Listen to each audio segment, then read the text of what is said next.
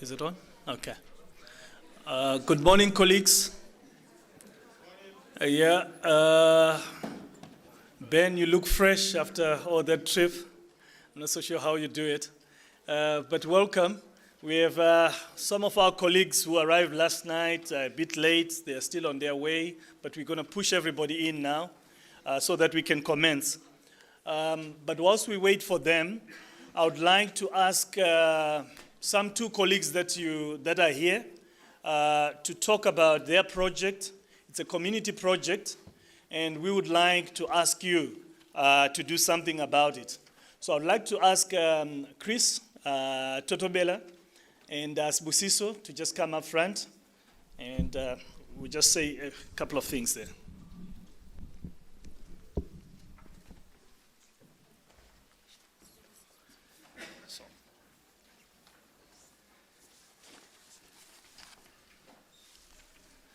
Good morning, everyone.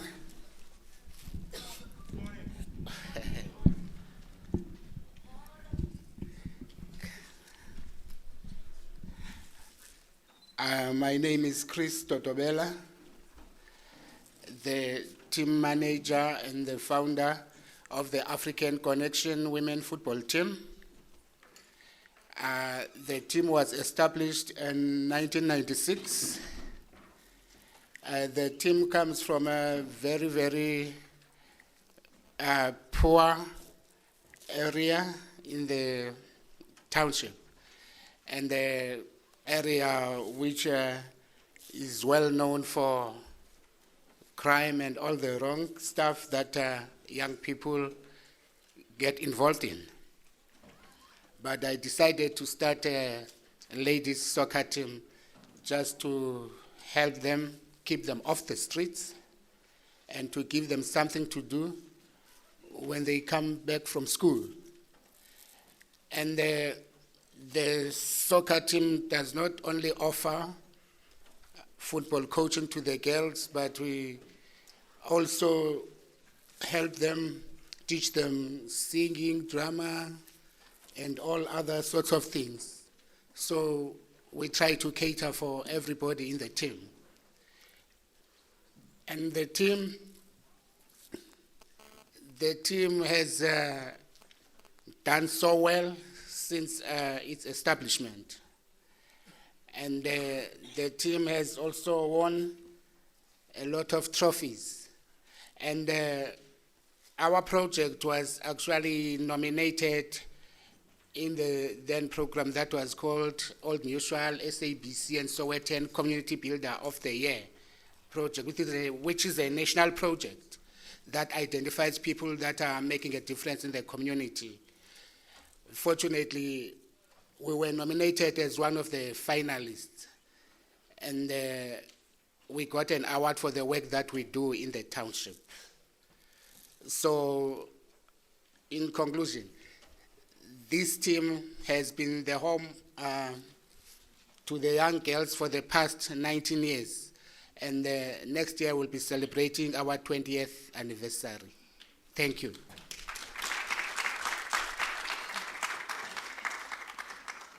Good morning, everyone.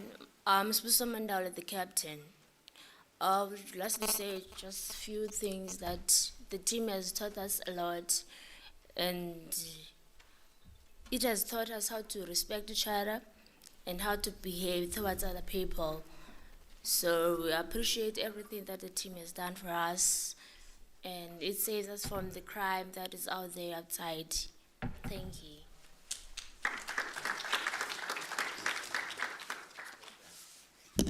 Okay, there's always a catch with me, isn't it? You're wondering, okay, why are we talking about this? But the one thing about, there are two parallels here. There's one parallel to it. The African Connection Women's Football Club is 19 years old, and so is Highway Africa. So they celebrate their 20th next year, and we do exactly the same. So the other parallel that is there is in our fortunes. You know, as Highway Africa grows, thrives, with all a range of partners, we've got the African Connection, a team rooted here, an initiative rooted here without any resources. So I would like to ask delegates here to make pledges towards supporting a project that when we do live here, we can say actually we left some legacy within Grahamstown, within the community of Grahamstown. Our theme is journalism in the city. What is the city? The city in a place like South Africa is a divided city. It's a city of inequality. It's a city of unemployment. It's a city that is not really inclusive and integrated as yet. So I would like to have some pledges here, especially maybe I start off with Ben Ako making a pledge towards this team, then Harry Dugmore, Stephen Lang, Elvira. I just want pledges. I'll be noting them down. Then I follow you up. Okay, I'll follow up on these pledges. But can I have something, some commitment towards supporting this team? Cash, in kind. Becky. You're all about alleviating poverty here. Know that.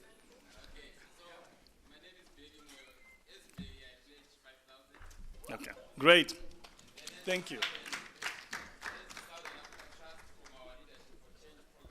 10,000. Beautiful. That's great. That's great. We're only beginning. This is like an auction. That's just really just started. Okay. Okay. Sorry. Okay. No, thank you. No, it is not. Okay. So let's have any pledges, no matter how small it is. Okay. Let's go. That was Becky. Okay, Ben is coming over, and then I'll have Harry Dugmore. We got the envelopes out here. I just give out one to Dr. Becky Moyo up there. Up there. Yeah. Dr. Becky Moyo there. You just write his pledge. Okay. That's great. Mm-hmm. So Ben will speak, and then Harry.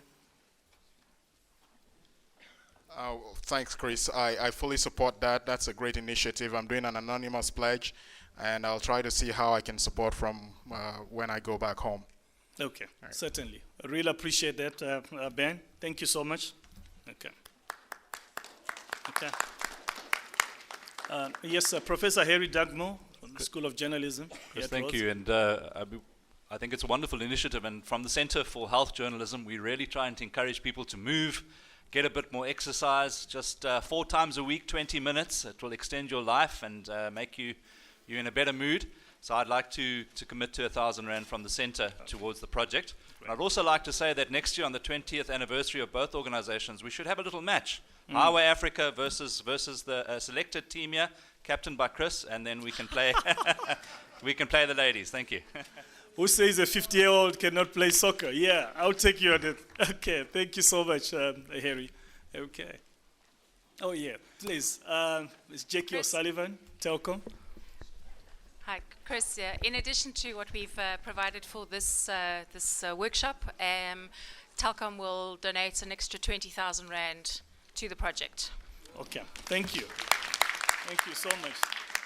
Oh, my goodness. Thank you so much. I'm looking around. The Dutch have always been generous to our struggle out in Southern Africa.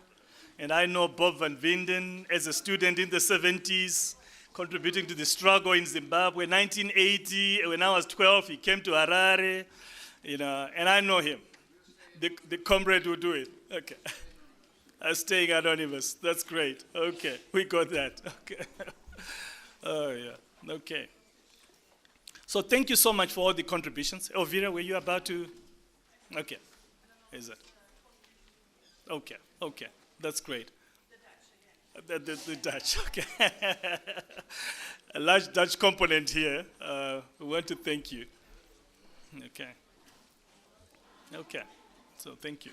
Thank you so much. Okay. So a round of applause to all of you, for your generosity. And once again, to Chris, a different man altogether, his commitment. I've gone to watch several of their matches, and I'm really grateful for what he has done. But there's also something else that you need to know. A few weeks ago, the shop there Chris worked, which was a sports shop, closed. So Chris now actually does not have a formal job. And we really would like to make this his real full-time job and really take it to higher heights. So Chris, I thank you for this. Okay. And Sibusiso, thank you.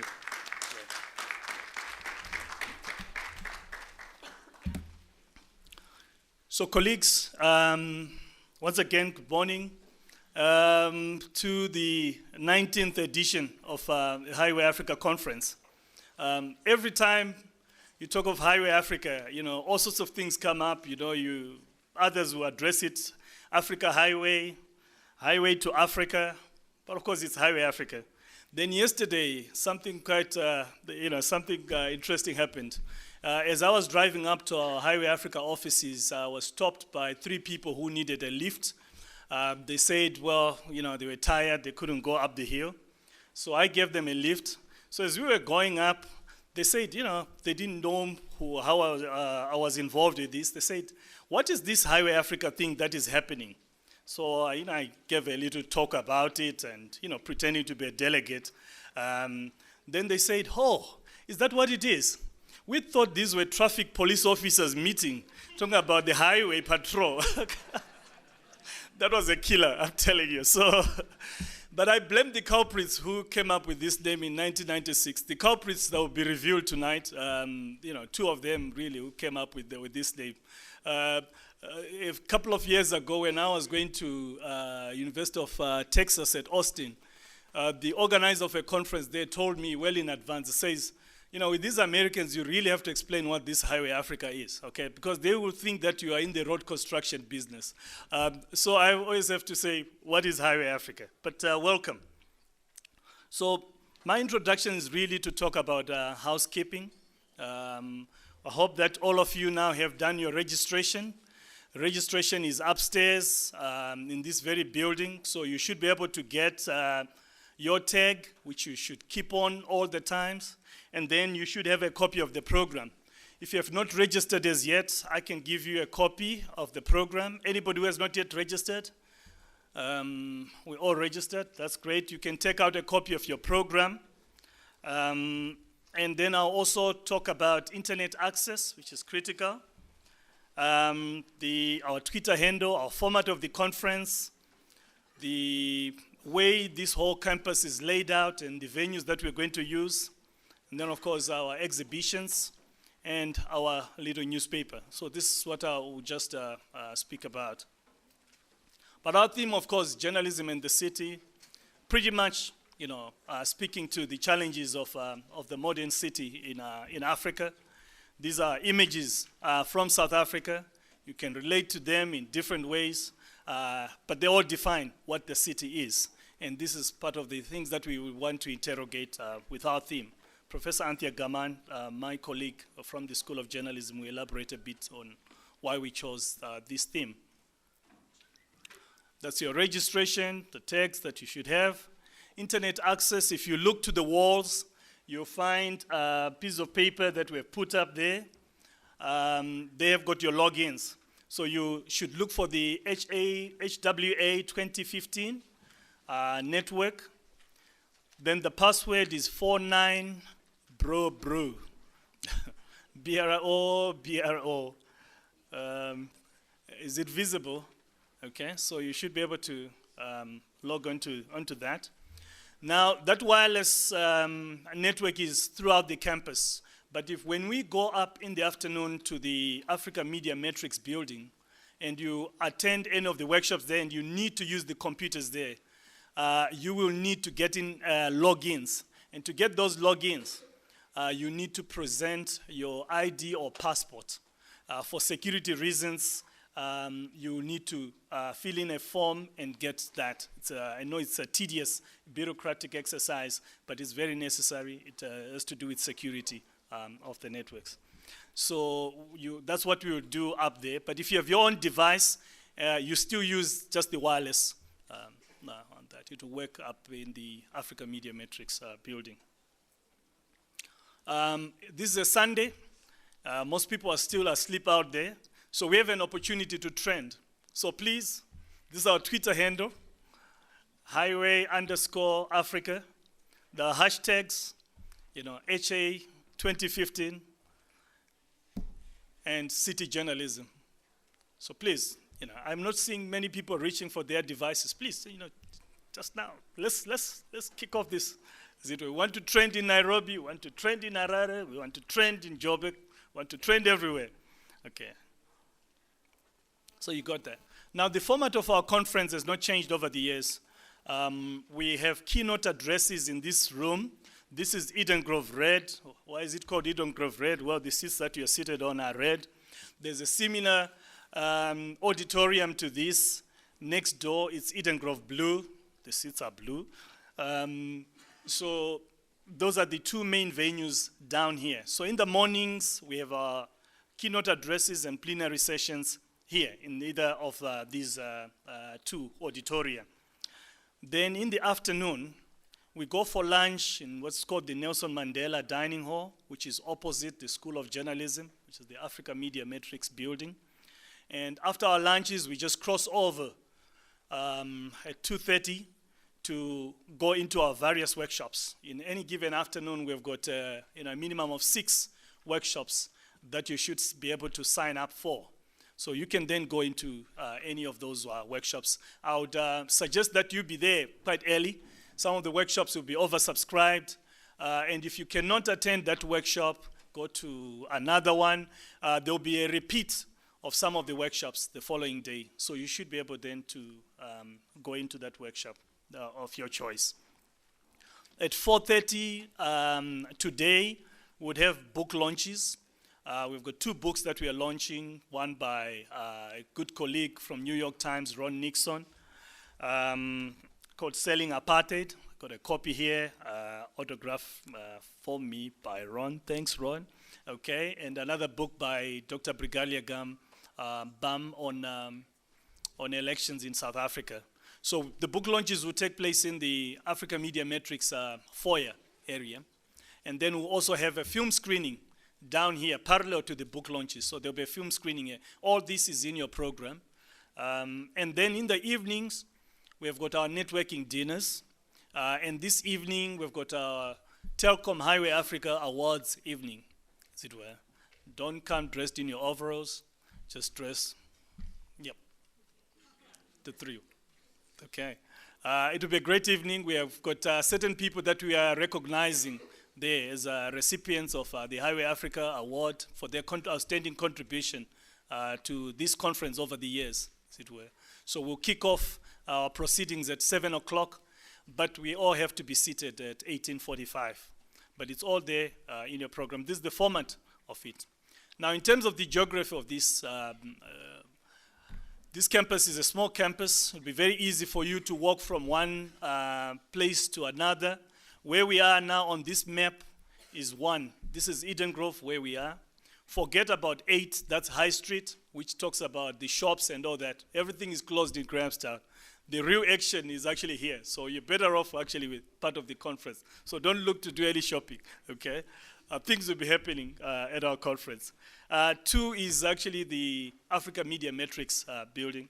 And 3, of course, is the Nelson Mandela Dining Hall. So it will be very easy for you to navigate. When we finish off here at 1 o'clock, the shuttles will be waiting for us to ferry us to the Nelson Mandela Dining Hall for lunch.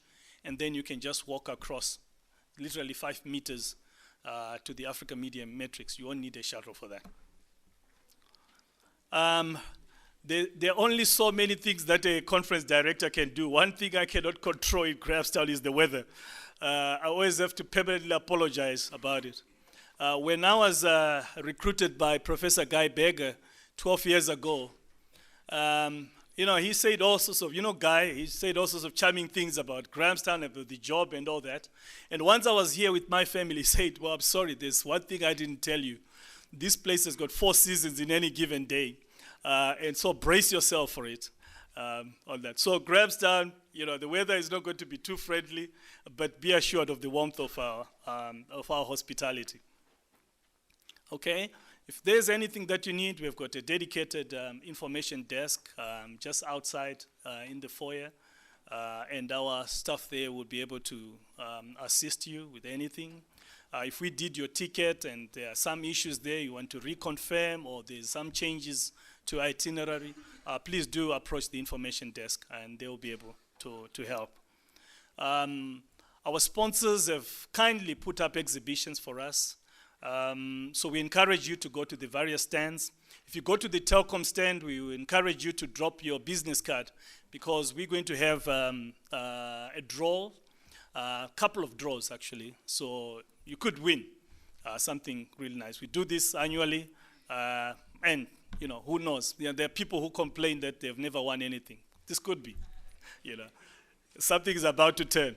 Okay, City of Square, Afri-Cities, they all put up exhibitions, you know, for us. We thank them for that. Then there's a different kind of exhibition that we do have. It's not taking place in the Eden Grove foyer here. It's at Albany Museum, and we will have a formal launch of this photographic exhibition. It's called the Frontline States Exhibition.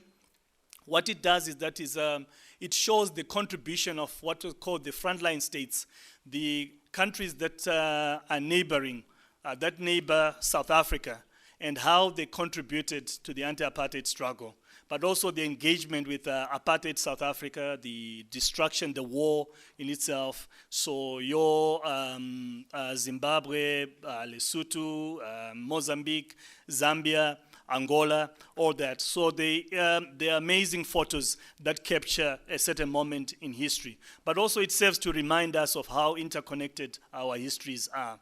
So we will have this, the formal opening of this exhibition tomorrow at 4:30. So we'll be able to ferry you from the Africa Media Metrics the moment you finish your workshops, or if you have workshops down here, we'll then just be able to usher you to Albany Museum for a ceremony to officially open that. From tomorrow morning, we would also have a bookshop just right in here. We've got an area we call the Glass Ball area, which is just close to the exhibitions.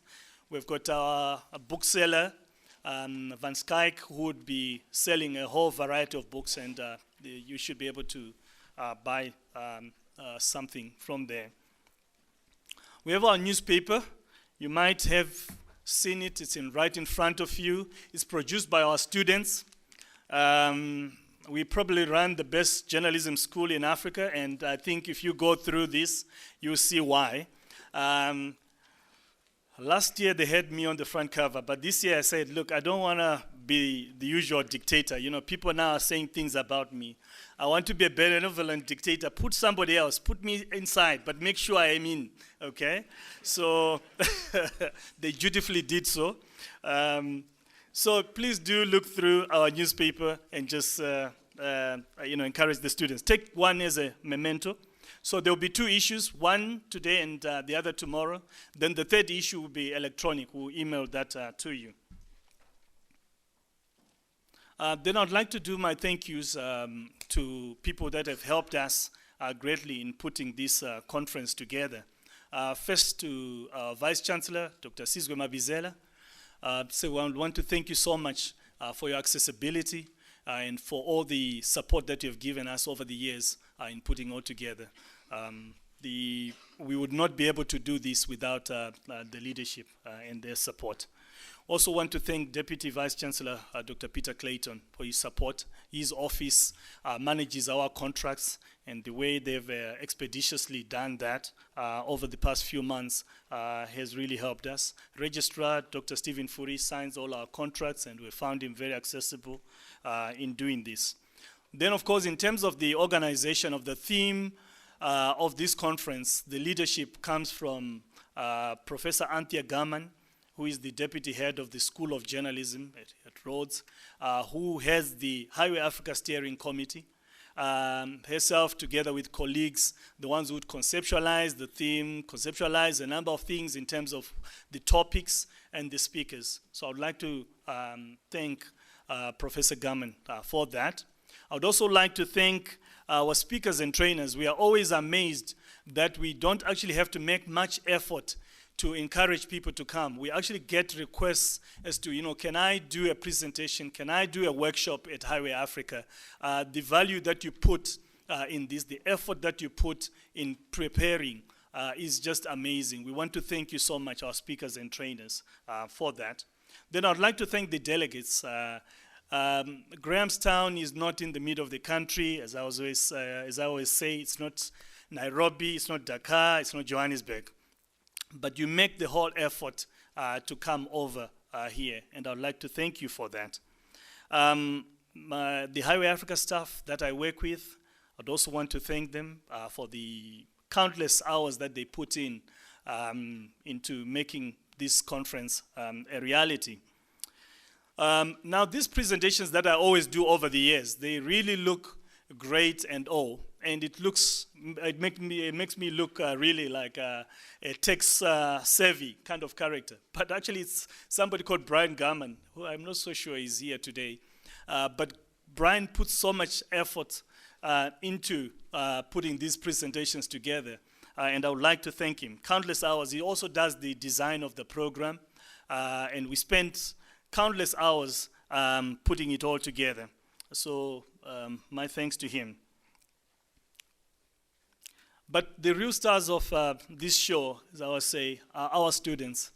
They're amazing each year in terms of their attitude, the number of hours they put in to make this thing work. We've tried this conference in 2 different places over the year, 19 years, and it has never really worked. And until I discovered the secret that it's actually our students who make the difference. They put so much into this conference, and it works. It can only happen in Grahamstown the way it is currently. It's become like a festival with an identity rooted within Grahamstown. So I thank them, the students. Then, of course, when you look at our range of partners, the sponsors, it's like at the end of a movie, isn't it? You know, when the credits have made so much contribution to this conference. I want to thank you for that. Now, of course, we need to get into our proceedings, and I would like you to reach for your phone, and if you could put it in vibrate or silent mode, that would really be great. Okay. And of course, do not forget our theme, journalism in the city. I'd like to call upon Professor Anthea Gaman to lead us now in our proceedings. Thank you so much, and welcome.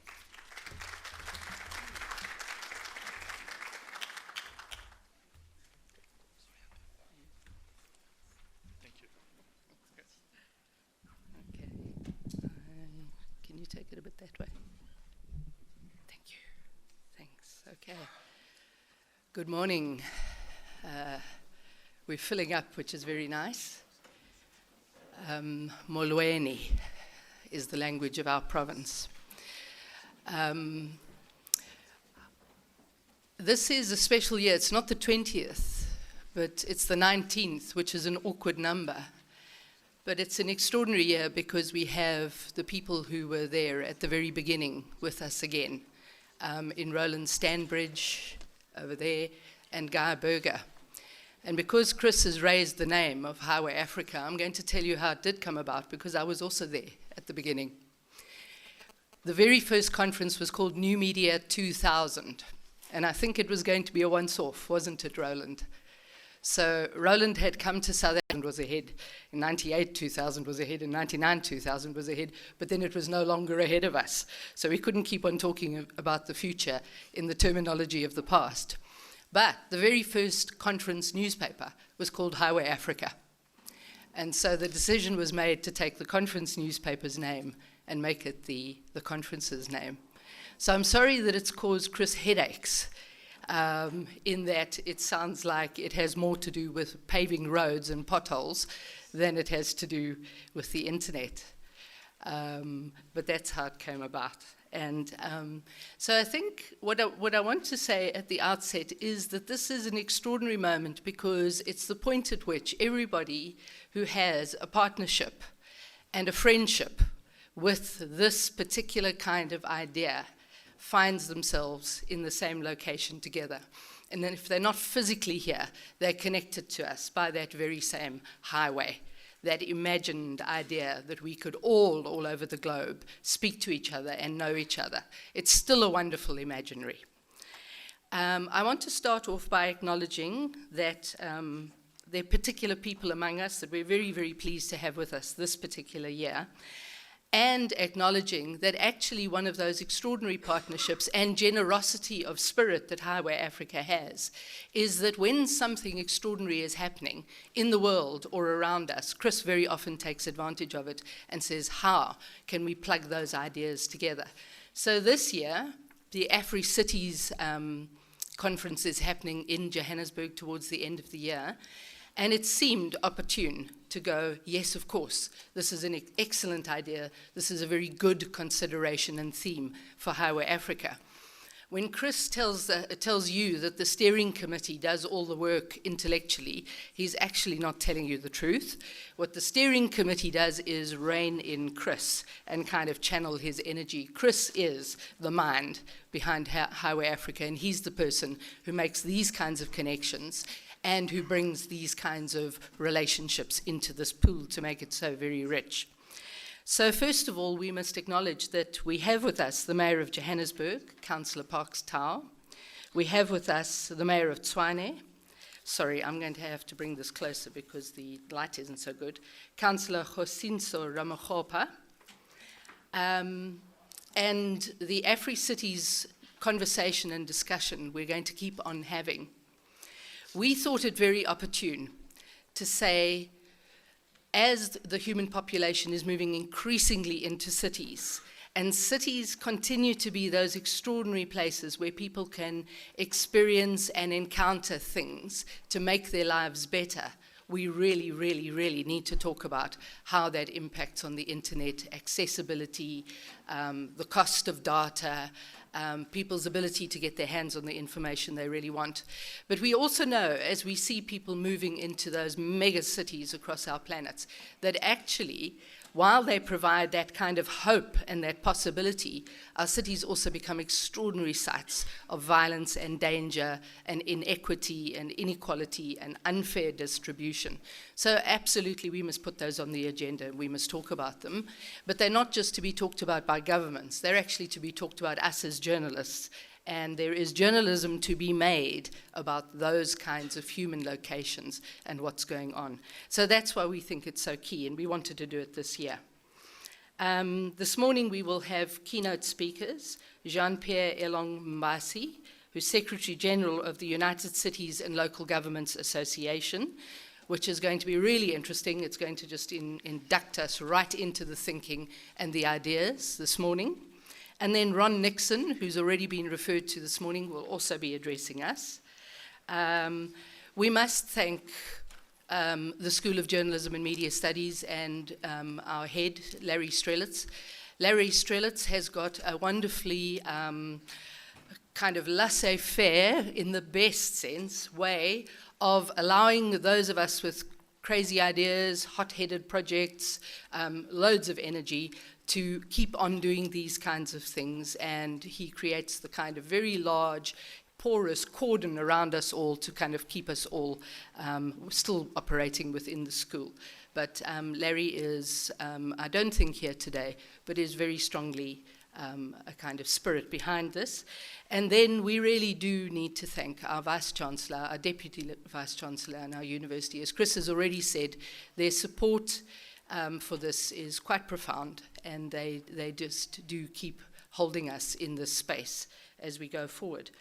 The editors, the African Editors Forum members and leadership, and the South African National Editors Forum membership and leadership are long and old partners, and they're always here. And so that's a really lovely thing to sort of feel that this big enterprise is actually upheld by such an amount of support and strength. What I'm going to do now is I'm going to call on Dr. Sizwe Mabizela, our Vice-Chancellor, to address you. Thank you so much. Say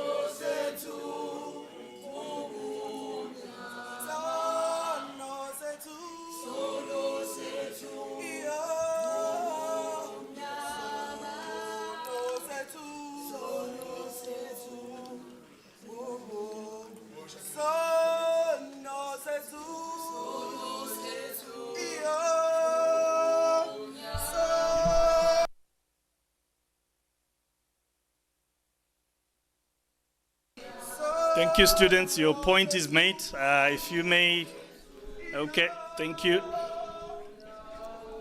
Thank you. Thank you.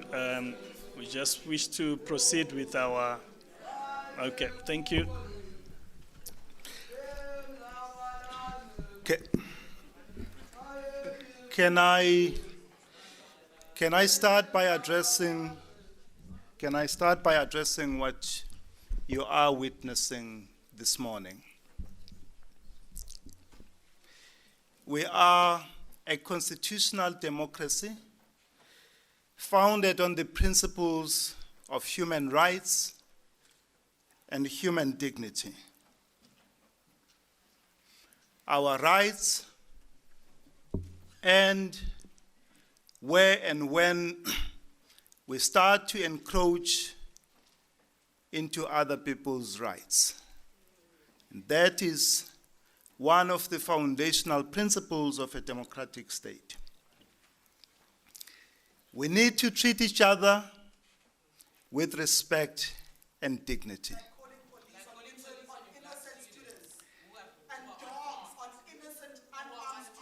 We need to treat each other with dignity, and we need to treat each other with respect. Some of our students have been occupying certain parts of the university, and their concern related to vacation accommodation.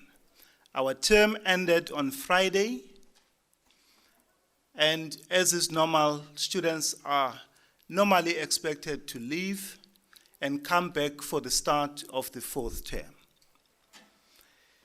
Over the years, we have been experiencing difficulties because some of our students, particularly those who come from poor, rural, and working class communities, cannot afford to go home for the short vacation. And I have been dealing with this matter over many years, and we have always found mechanisms. We have always found mechanisms to help those students. And I made it very clear, particularly at the end of the year, that as part of transforming this institution and ensuring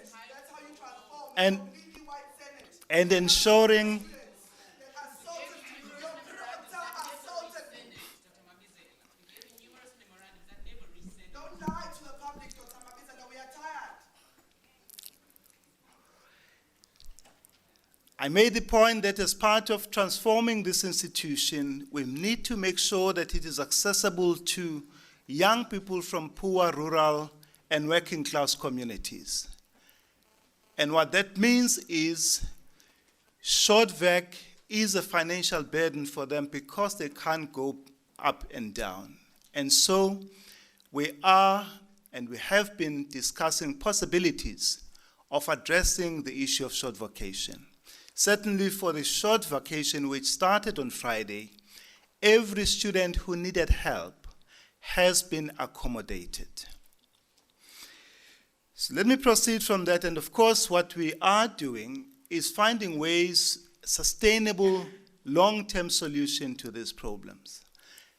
And I must indicate that at the heart of it is the fact that higher education in this country is not funded at the adequate level. At the moment, higher education simply receives 0.6% of the GDP, which is far less than what one would expect. In fact, if you compare the level of funding of higher education in this country to those of similar economic position, higher education is seriously underfunded. As I've indicated, some of these students have occupied the council chamber, and others occupied the office of the Vice Chancellor. And while occupying the office of the Vice Chancellor, some of them took confidential university documents. Some of them took confidential university documents from the office of the Vice Chancellor and copied them. And when I got to the office, I found them copying these documents, and I asked them what they were doing and that they were committing a crime. Anyway, subsequent to that, they disrupted the meeting of the heads of department. You can view the video, jumping on the tables and saying all manner of things. We are a constitutional state founded on principles of human rights and human dignity. On Friday, we were supposed to have a meeting of Senate. And that meeting normally sits at the council chamber. Out of respect for the fact that they are occupying the council chamber, and because we had no need or desire to provoke any confrontation, we did not want to go ask for any interdict, for any eviction. We decided to find an alternative venue for the meeting of Senate. So the meeting of Senate was held in a different venue. And the students marched to that venue, and they disrupted the meeting of Senate. When members of Senate wanted to leave, the students locked the doors and blocked those doors. We have been extremely accommodating and very tolerant. We are a society founded on principles of human rights and human dignity. Students have a right to express their activism, and they should do so without interrupting and without undermining the rights of others. And I think I thought I should mention that, as you might know, the reception for the participants of this conference was supposed to be in a room which is adjacent to the council chamber. That is the senior common room. We then gave advice that it would not be appropriate for that reception to be held in that room which is adjacent, because it might be construed as provocation. And that reception was moved to a different venue out of respect for the students and the protests that they are involved in. Again,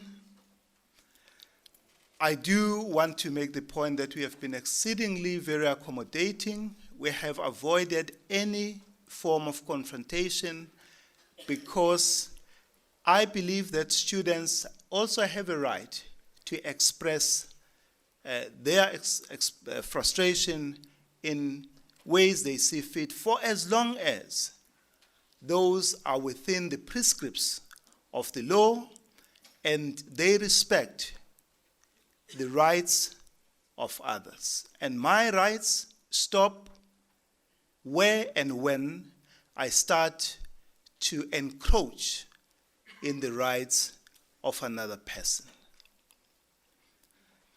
Now, interfering and disrupting the proceedings of this conference would, in my view, constitute a violation of the right of all the participants of this conference and the rights of the university to hold this very important conference. I therefore urge and plead with my students not to disrupt the proceedings of this conference. It is an important international conference.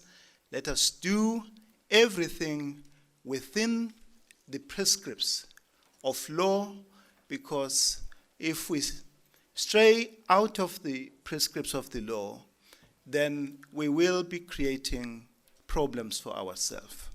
We are a constitutional democracy founded on the fundamental principles of human rights, human dignity, and we do need to treat each other with respect and dignity. As I said, locking the doors and blocking the doors at Senate was a violation of the right of all those who were in that building.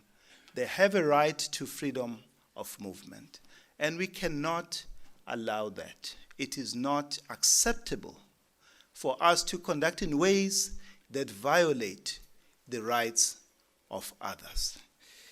Again, I wish to urge and plead with our students to conduct their protest in a manner that recognizes and respects the rights of others. Thank you.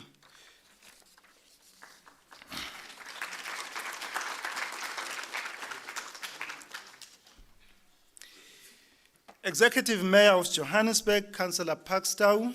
Executive Mayor of Port Elizabeth, Councillor Danny Jordan. Executive Mayor of Tshwane, Councillor Josienso Ramakgoba. Our keynote speakers, Mr. Jean-Pierre Elong-Basi, Secretary General, United Cities and Local Governments Association, and Mr. Ron Nixon, Washington correspondent for New York Times. Head of the School of Journalism and Media Studies, Professor Larry Strelitz. Deputy Head of School of Journalism and Media Studies and Chairperson of the Highway Africa Steering Committee, Professor Anthea Garman. Members of the Highway Steering Committee. Leadership of the African Editors Forum, the South African National Editors Forum, and the African Media Initiative. Members of the Diplomatic Corps, representatives of our sponsors and partners, conference delegates, honored guests, colleagues, ladies and gentlemen. Good morning. Habari ya asubuhi. Bon dia. Khotsong. Molweni. Bonjour. Nda. Abshen. Dabroyotre. Dumelang Kuyamore. It gives me immense pleasure to welcome you to Rhodes University, to Grahamstown, to the Makana municipality, to the Eastern Cape Province, to South Africa, for the 19th edition of the Highway Africa Conference.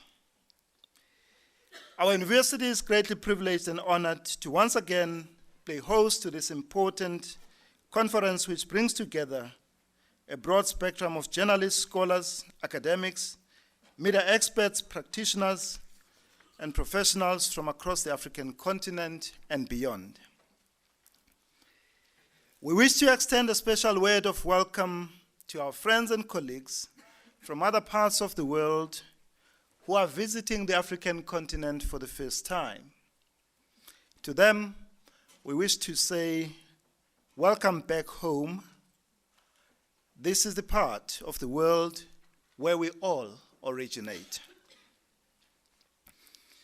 I'm aware that some of you are here for the first time, while others have loyally attended this conference since its inception in 1997.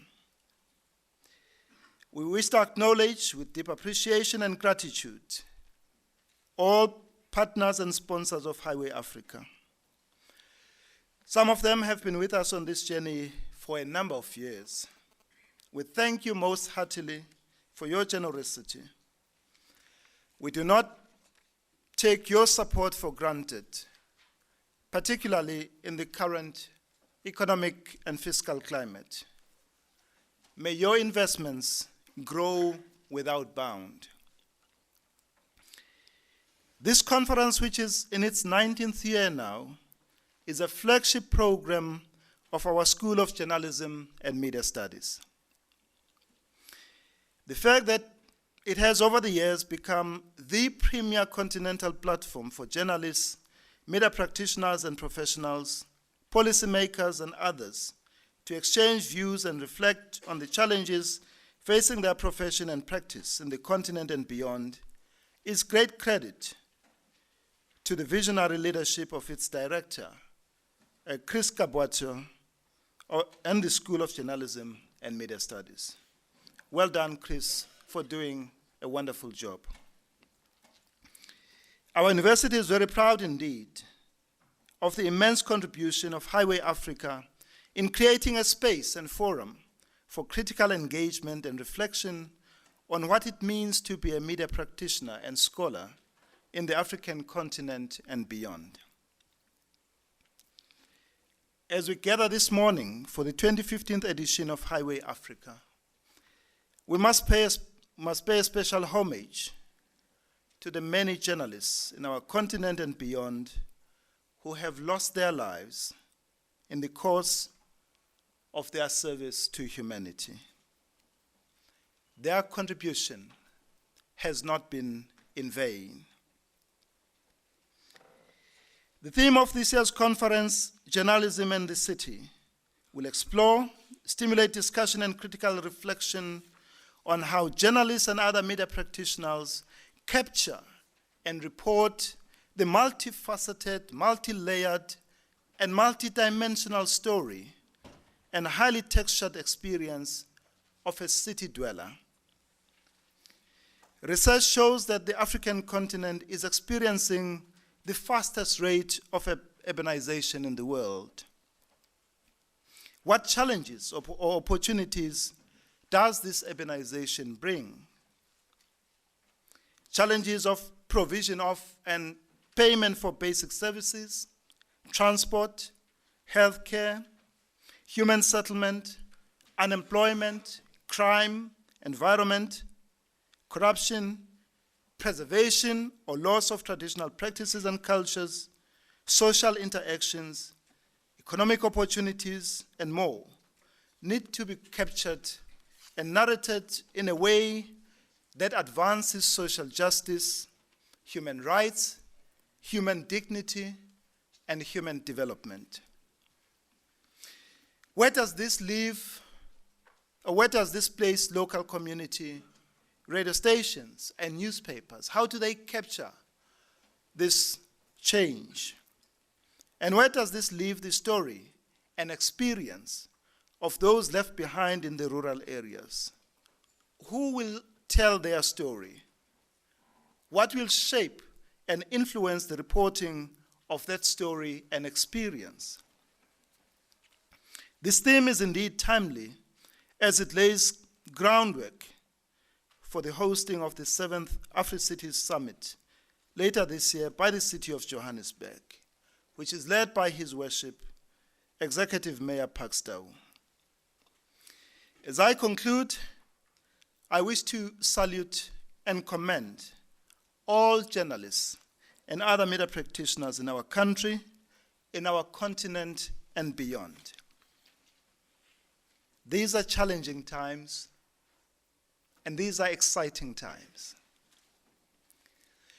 Many of you work under very difficult and trying circumstances. Many of you are caught in political crossfire. I commend you for listening to your conscience when financial temptation is placed in your hand, so you can publish or not publish that revealing story. When you refuse to be silenced and start to speak truth to power with courage and conviction, and when you hold us and those entrusted with political and economic power accountable, you will be able to craft a new and hopeful story about and for our continent. You'll be able to tell a new and promising story about our continent, one which says that challenges and problems notwithstanding, tomorrow is bright with promise. And for this to be a reality, we need free and independent media that is vigilant and courageous. Media that is able to speak truth to power. Media that is able to hold all of us and our leaders accountable. Media that is able to inform and educate the public without fear, favor, or prejudice. Media that is able to be a critical voice and a conscience for our society. Honored guests, ladies and gentlemen, once more, On behalf of the entire Rhodes University community, I bid you a very warm welcome to this 215th edition of Africa Highway Conference. Enjoy our tranquil surroundings and our modest facilities. We wish you a stimulating, productive, and fruitful conference. May you, at the end of this 19th edition of Highway Africa, leave Rhodes University with a renewed sense of hope and optimism that tomorrow will be a better day than today. And let us continue to hold fast to our vision of a just, fair, equitable, and humane society. We should never give up on our idealism of a better future. Asante sana, zikomo kwambiri, ndatenda. Thank you very much. Enkosi gyalibucha, nyabonga, merci beaucoup, gyaliboa, nyachogoza, baya danki, obrigado.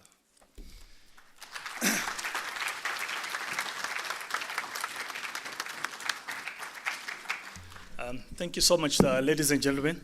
I would like to call on one of the students to just make a quick intervention, and then we'll go into our proceedings. I just made a decision on my part that if there was an issue that they wanted to articulate, yes, this is not exactly the platform, but they're here, and in order for us to be able to speak with each other, we need to have an engagement. We'll go into our normal proceedings, but I'll give a student an opportunity to just speak. Thank you. Thank you very much to the Highway Africa team for allowing us to speak here. And in relation to our disruption and our activities here and the activities that we've done in the past, we act on the mandate and the words of those who have come before us. Ma'am Audre Lorde says, the master's tools can never be used to dismantle the master's house. And so in everything that we are doing, our mission is simple. Our mission is decolonization. But before we can get to a process of decolonization, we need to dismantle. And so the ways and the means that we'll use to dismantle will never be dictated to us by the bureaucratic system that is this university. And so we will do as we will. Also, understanding that we are in South Africa and understanding that the freedom of this country came through these protests. We cannot be told how to protest. We cannot be told what to do, when to do, and how to do it. When we are saying we cannot breathe, we do not exist, we are not seen at this university as the black student, as the female student, as the queer student, as the differently abled student. This university does not recognize us. So I just want to speak to the points that have been spoken by Dr. Mabizela. It is interesting that as he was closing, he says, when you refuse to be silenced, when you refuse for the government and for the powers that are to silence you, you are acting on agency. Because Dr. Mabizela and this institution, rather, let me take this and say the institution has worked hard at silencing us. The institution has released statements to the SABC and to the press that are not, in fact, factually true. And it is interesting because the words factually true are very much what Dr. Mabizela comes and constantly is telling us, Tenjiwe, your words are not factually true. So Dr. Mabizela, today, your statement is not factually true. On Tuesday, we marched to the office of Dr. Mabizela, giving over to Dr. Mabizela a memorandum with our demands as the Black Students Movement. And our demands were in line with student accommodation, especially because this university would only accommodate the students who are on something called the Pocket Money Fund and students who are on financial aid. Now, this excludes international students. And this is amazing because here we are within an international forum. This excludes a student from Nigeria who is not on financial aid, who would have to then fly to Nigeria for a week, fly back. Considering that the fees for students who are from Africa are as high as students from the rest of the world. And so this university does not recognize that. If you're coming from Ghana, from Botswana, from Zimbabwe, we cannot afford to go home for a week. And so we handed over this memorandum, having had the same issue with this university in March. We gave the university between March to now to come up with a solution. The university was silent. And so we handed over our demands to Dr. Mabizela, and we said to Dr. Mabizela, if our demands are not met, we need a roof over our head. There is a roof in the admin building, and so that is where we will sleep, because we cannot sleep on the streets. Dr. Mabizela then met us the next day, having not met our demands. In fact, what Dr. Mabizela did speak to was the fact that we, the students who are there, come from Model C schools and private schools. And so he suggested to us, because we come from these schools and because we speak the way that we do not know poverty. I then asked Dr. Mabizela, Dr. Mabizela, do you know how I got this accent? Do you know whether my mother's madam is the one who paid for me to go to private schools? So therefore, Dr. Mabizela, do not undermine my struggle by saying my education means I do not know struggle. We then we first started by occupying Dr. Mabizela's office itself. We then found out that the HODs were meeting in the council chambers, and so we went to the council chambers. And yes, Dr. Mabizela, we stood on chairs, we stood on desks, we sang, we shouted, because that is the history of this country. What is then interesting is that the HODs who were there, only 2 of them are black, as we speak about this issue, the issue of transformation. What then transpired after Dr. Mabizela had not met our request is the HODs went and met with Dr. Mabizela. After that, Dr. Mabizela then suddenly came up with a 3rd list. What we are saying here is clearly you are not hearing the students. More so, you are not hearing the black poor students, because you heard the HODs and came up with a 3rd list. And this is now on Wednesday.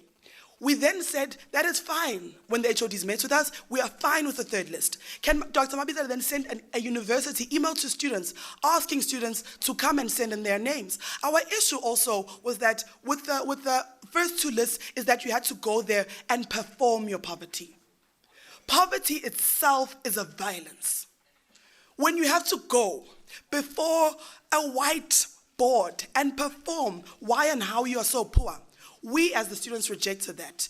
And so on the 3rd, Dr. Mabizela only then released the circular very late, and the students were not able to come. Further than that, Dr. Mabizela speaks about the Senate meeting. He speaks about confidential documents. We would like to say that the documents that were copied were not copied by the BSM, but by individuals. Those were not confidential documents. Those were documents about transformation, which is exactly what we speak of. But they did not act in the mandate of the BSM. He then speaks about the issue of the venue. Dr. Mabizela, it is sad that you will come and you will lie to the public like this. There are staff members, black staff members who support us, who did not know until 5 minutes before the meeting happened that the venue was changed.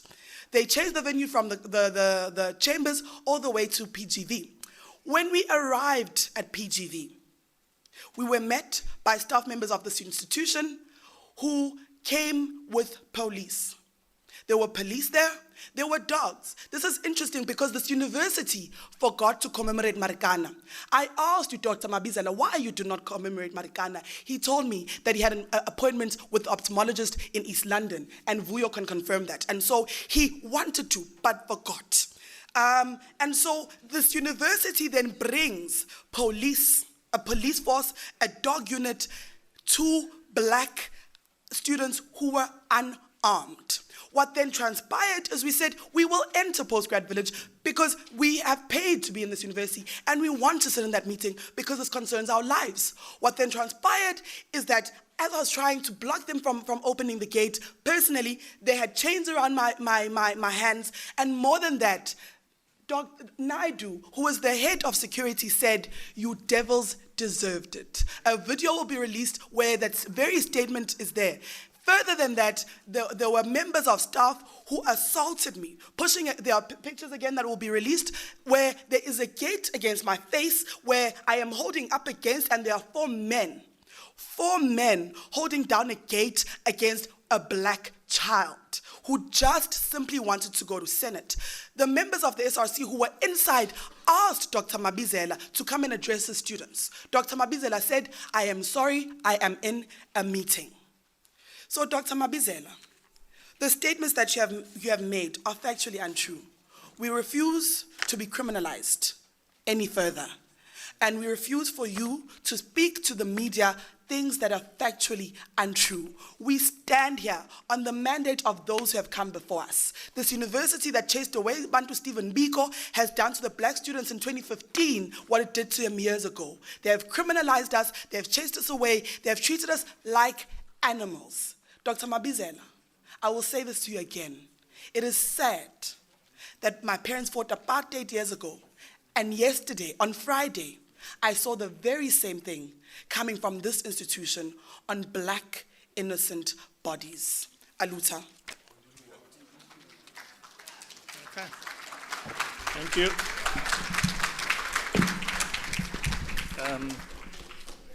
Would like to kick off now with our proceedings. If I may now request these placards, because we're proceeding with something different now in our program. Could I respectfully ask, thank you, points made. Thank you. Thank you very much. Okay. Okay, if I may ask Professor Anthea Gammon to resume our proceedings and we get into the program. We're running a bit late with our program. But that's fine. What happens at Highway Africa is that we just eat into your lunch. Every session that we have that's scheduled will take place. If we said it's an hour, it will be an hour. But also, journalists are notorious. You claim that you cannot wake up in the morning. At Highway Africa, you shall wake up. Okay, thank you. Matata, you're going to make that other statement once Ms. Jackie O'Sullivan has done her welcome. This is a statement to do with our colleagues in Egypt, Al Jazeera. Okay, thank you. All right. Okay, so this is very short. It's just to welcome Jackie O'Sullivan, who is Managing Executive of Group Communication and Public Relations at Telkom. But you'll be very relieved to know she has her roots in journalism. So she once was one of us. Jackie O'Sullivan.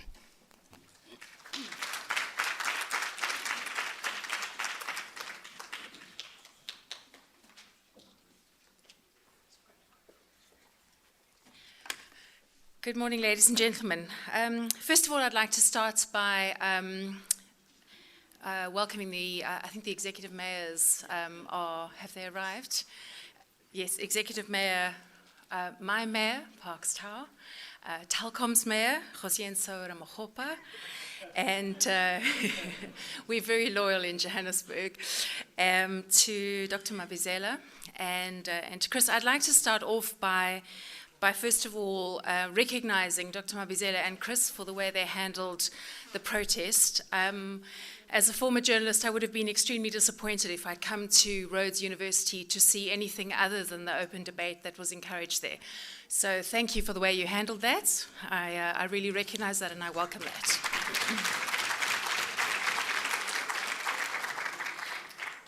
So I was going to mention Baher Mohammed and Mohammed Fahmeh, but I'm going to leave it to my learned colleague from SANEF to do so. But it weighs heavily on our consciences and on our minds this morning as we begin this conference that we have two journalists in Egypt facing a really tough time with their families facing the same. So as Anthea introduced me. I started my career as a journalist. I have a father-in-law who studied at Rhodes. My first editor was Sean Johnson, who is also a Rhodes alumni and the founding chief executive of Mandela Rhodes Foundation. My husband studied journalism at Rhodes. So I am steeped in Rhodes. So I'm rather pleased to be here, even though I didn't study journalism here. I crossed over to the dark side, as we call corporate communications and PR, many years ago. But my experiences as a journalist put me in good stead to be able to understand the very difficult conditions under which journalists around the world, and particularly on our continent, need to operate. As a very new journalist in the mid-90s, I was very interested in Highway Africa and always wanted to attend, but was never senior enough to get invited as a journalist. So I'm very pleased to have finally made my way here in some way, shape, or form, even if we did have to buy our way in as a sponsor. So I really look forward to what we're going to be hearing over the next day and a half. The reason why Telkom are interested in this, and obviously I can't take any ownership of that, I'm just delighted that we remain a sponsor. It's really, very simple. The World Bank has estimated that for every 10% increase in broadband penetration anywhere in the world, you see approximately a 1.4% increase in a country's GDP.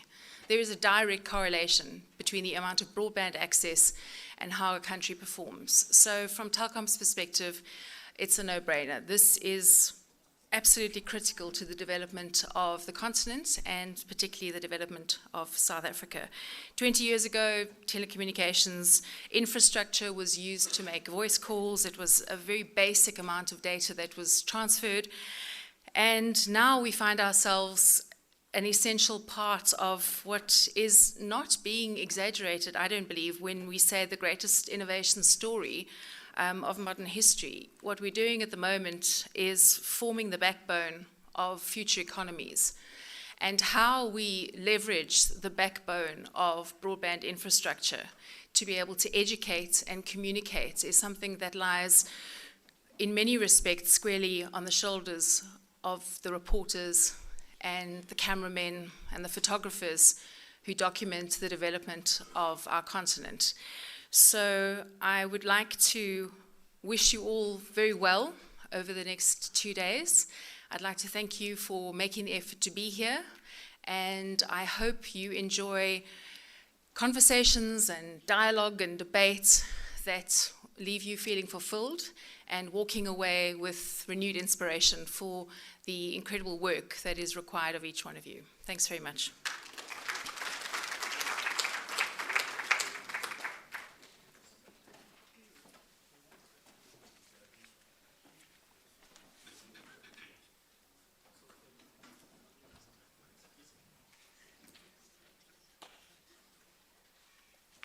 Okay, Matata Tsedu will address us briefly, and then we'll move to our keynote speaker.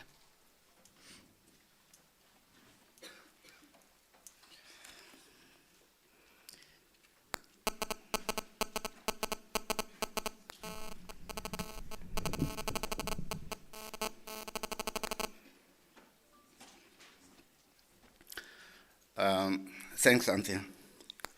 Good morning. Good morning.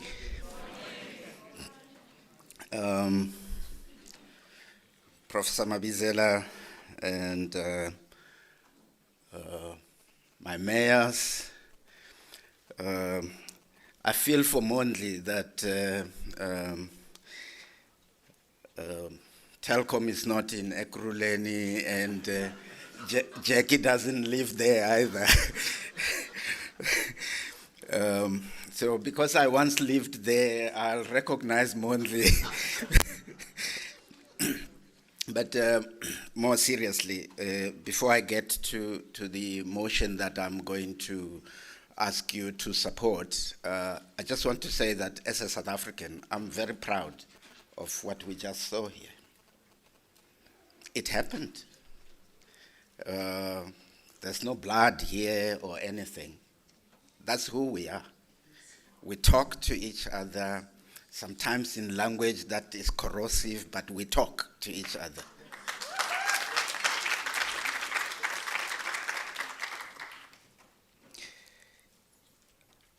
I asked Chris that we do the following, which is recognize that yesterday in Cairo, Egypt, 3 journalists, 2 of them are presently in jail as we speak. One was jailed in absentia because he's Australian, he's white, he's been released. The others are African, they've not been released, they are in jail. So the theme that the students were talking about here runs through many layers of our lives in different spaces all the time. The motion that I propose would read as follows. the South African National Editors Forum, SANEF, the African Editors Forum, TAEF, the African Media Initiative, AMI, and delegates of the 19th session of Highway Africa Conference, meeting at Rhodes University, Grahamstown, South Africa, express our collective shock at the sentencing on Saturday of 3 Al Jazeera journalists by an Egyptian court sitting in Cairo. Mohamed Fahmy, Bakher Mohamed, and Peter Greste were arrested in 2013 and accused of colluding with the Brotherhood, a party that supported the ousted democratically elected president of Egypt, Mohamed Morsi.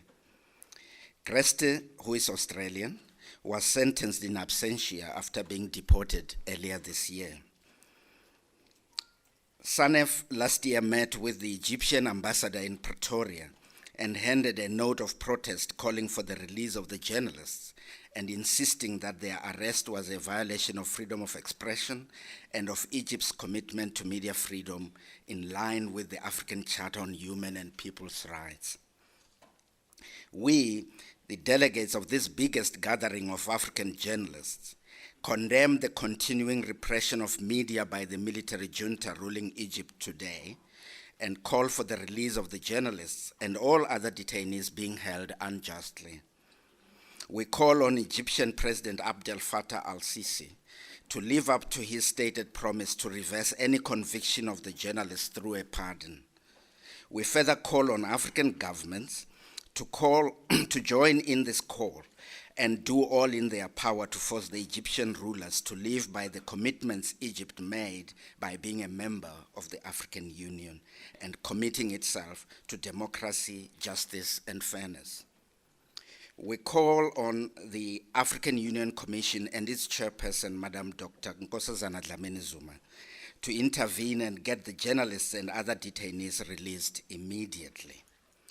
We believe it would be a crime that cries to the highest heavens if Fahmy will only be able to taste freedom by forsaking his African identity and citizenship and solely embracing his Canadian dual citizenship. Journalism is not a crime. Amandla.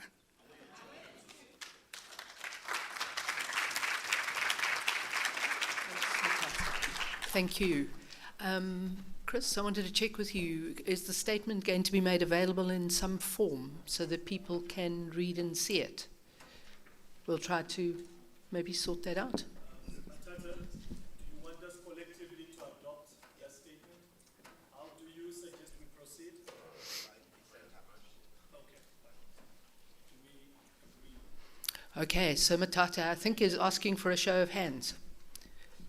How does the House feel about adopting that statement? Okay.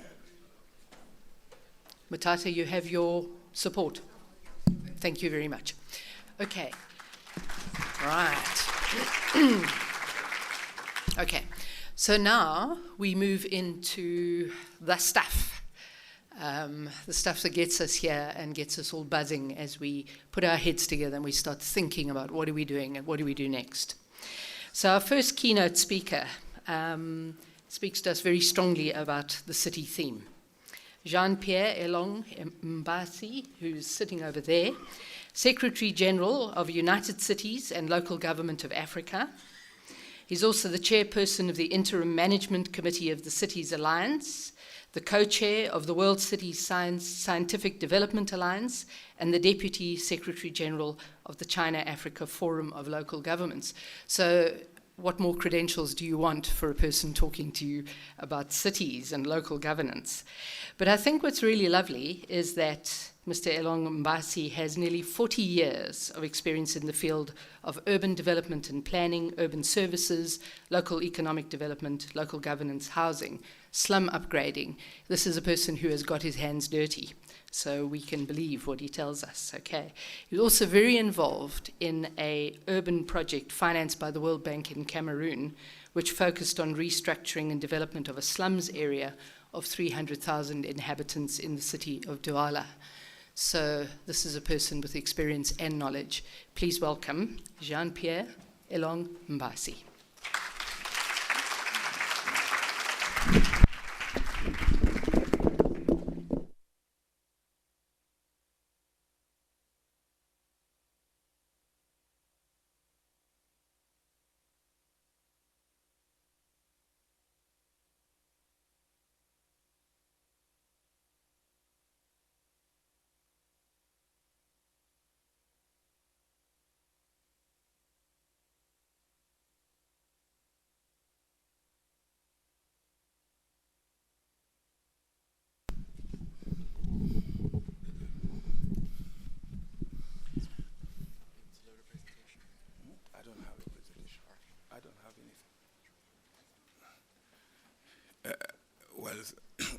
Good morning. I'm a little bit surprised that you choose someone like me to lecture.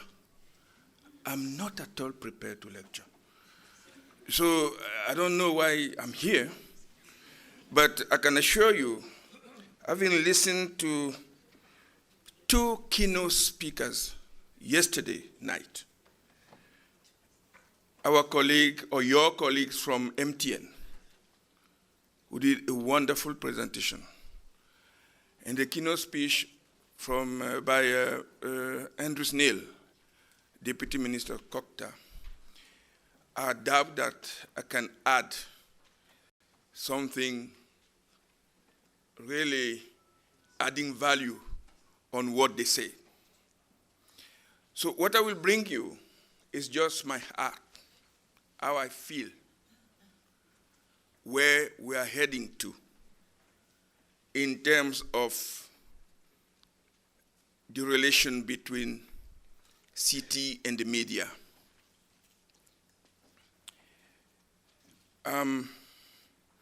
Yesterday, someone said these are relations that are somehow in a turmoil, because most of the time journalists blame, they don't praise. And they paint cities and city leaders in a way that put many citizens in a doubtful position against their leaders, their city leaders. And I have also a feeling that we are heading into a century of cities. We are were granted in the coming conference on the UN conference on adopting the Sustainable Development Goals in New York in September.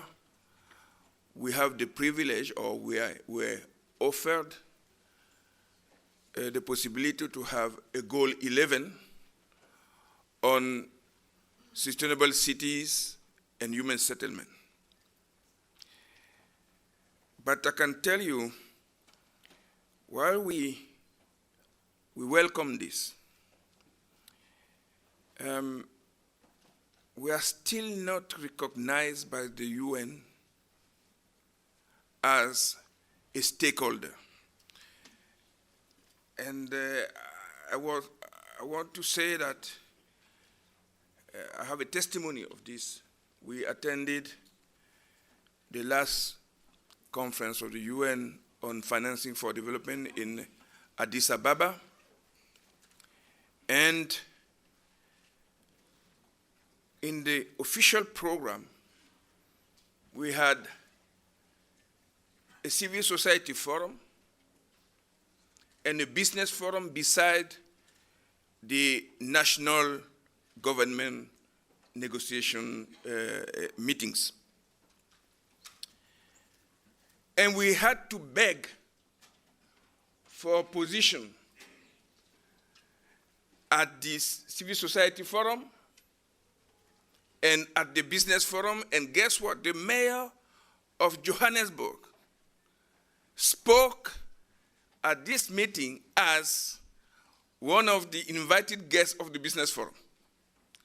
And we were talking financing for development in a continent that will be urbanized in less than, majority urbanized in less than 20 years,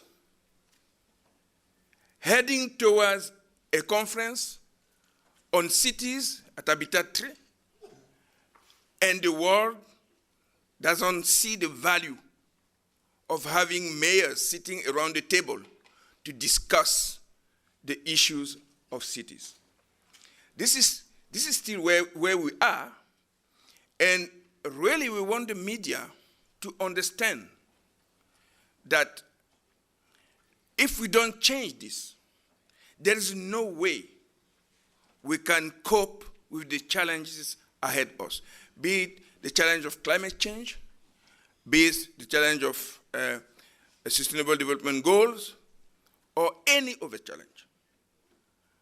And I want to cite again this study of what the mayor mentioned yesterday, saying that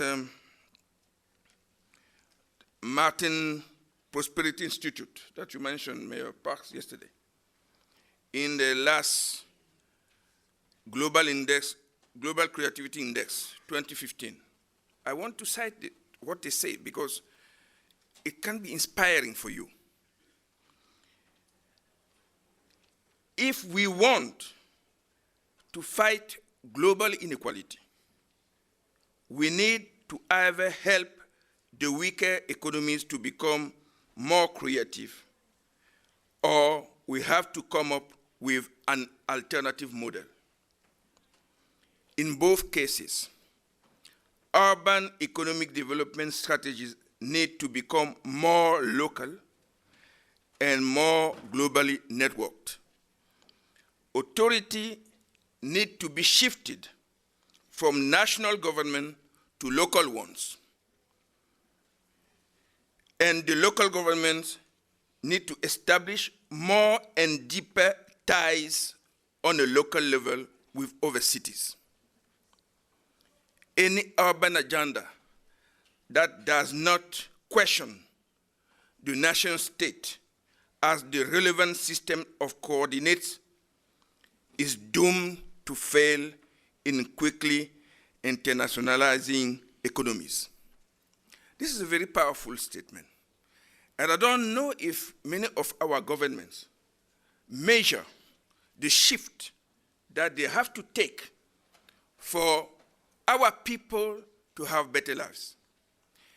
If local authorities are not capacitated to deliver, then you have the toys in the street. And then to blame them because they are the frontliner into the living condition of the people. And national government repeat that they are failing because local government are failing. This is not fair at all. What we want you to relay is not only the toys that are quite in order, but to also question, as this institution question, are we going to keep this national state-oriented governance, or are we pushing for local people-oriented governance? Of course, with accountability. But this is where we hope you of the media will help us push the mindset of our citizens and the mindset of our leaders at the national level. But for this to be, you need you yourself to be literate in what it means to manage a city. And when you are literate in what it means to manage a city, you become more balanced in your critics. I used to say a city is an engine of growth. Why? Because most of our activities in our lifetime are around feeding the city, building the city, servicing the city, managing the city, or maintaining the city, and managing the city. These are the 5 lines of activities where a lot of businesses can be created, where a lot of attention should be put so that every city, every local government become an engine of growth. And I told you yesterday, those who were there, that there should be a paradigm shift on what do we call growth and development. Growth is called today the capacity to have your share in the global market. In this new understanding of local economic development, growth is about changing the living condition of the people.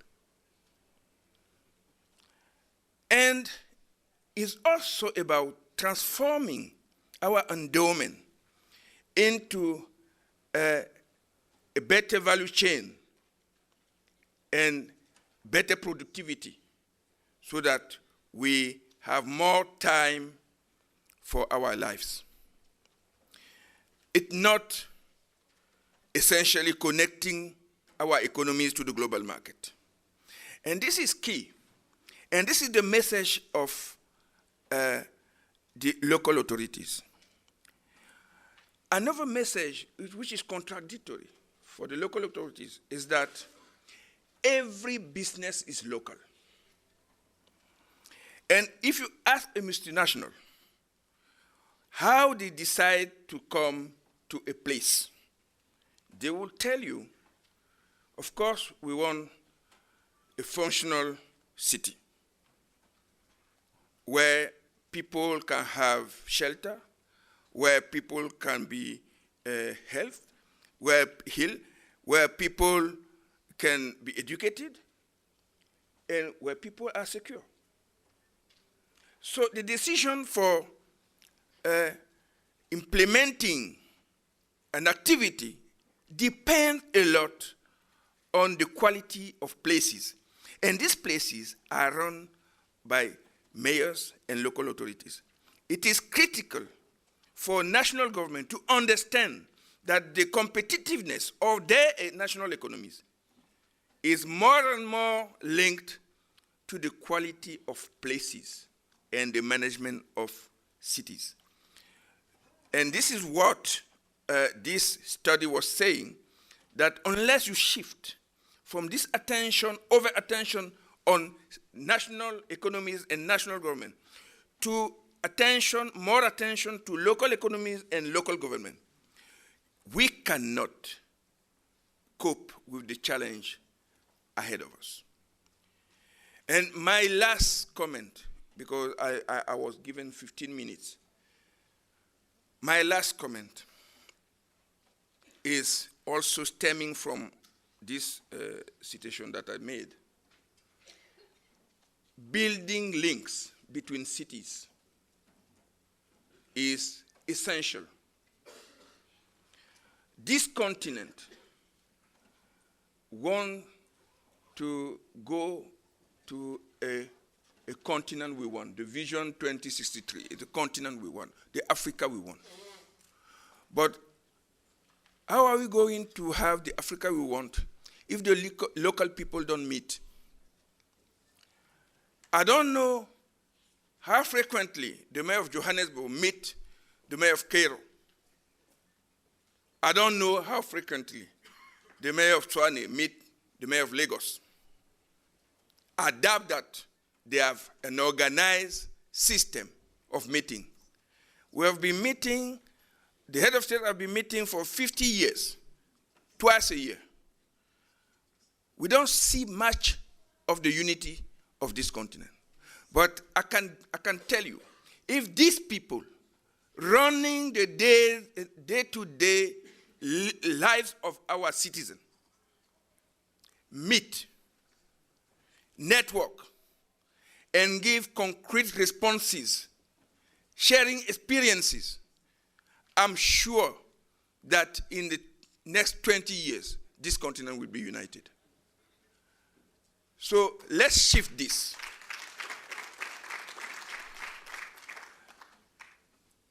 It's a great It's a huge responsibility. They are clapping, but they don't know what they are clapping for. It's a huge responsibility.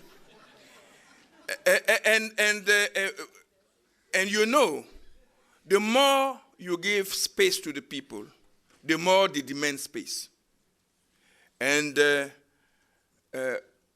But we are confident because you are aware, you are the frontliner in anything that happened to the African people.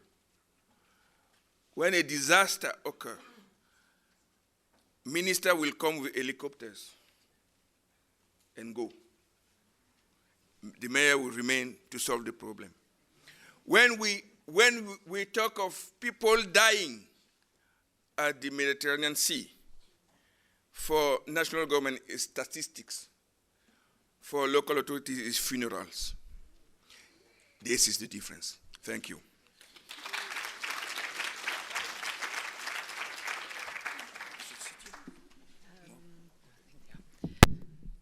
Okay, so the challenge has been thrown out there.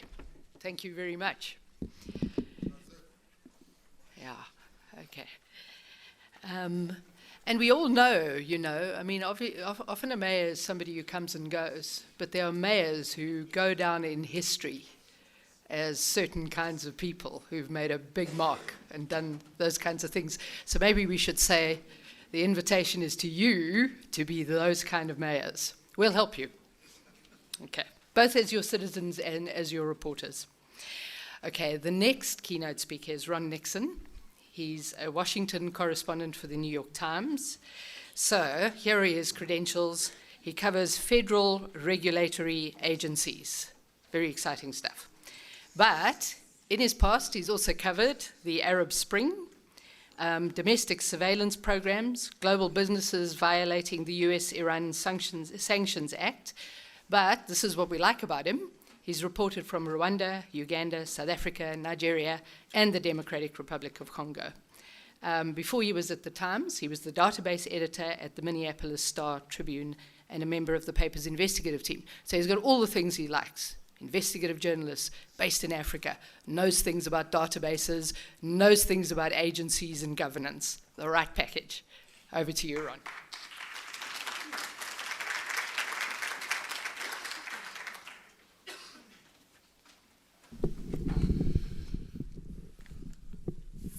Thank you, sir.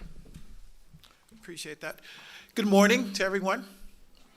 Okay, we can do better than that. Come on now. Really? Seriously, you guys have had coffee and tea, right? Right? Okay. Come on, the cat got the caffeine kicking. Understood. So can we do a little bit better than that? Good morning. Thank you. That's so much better. So it's a privilege to be asked to be the keynote speaker here, and I really do feel that it's an honor.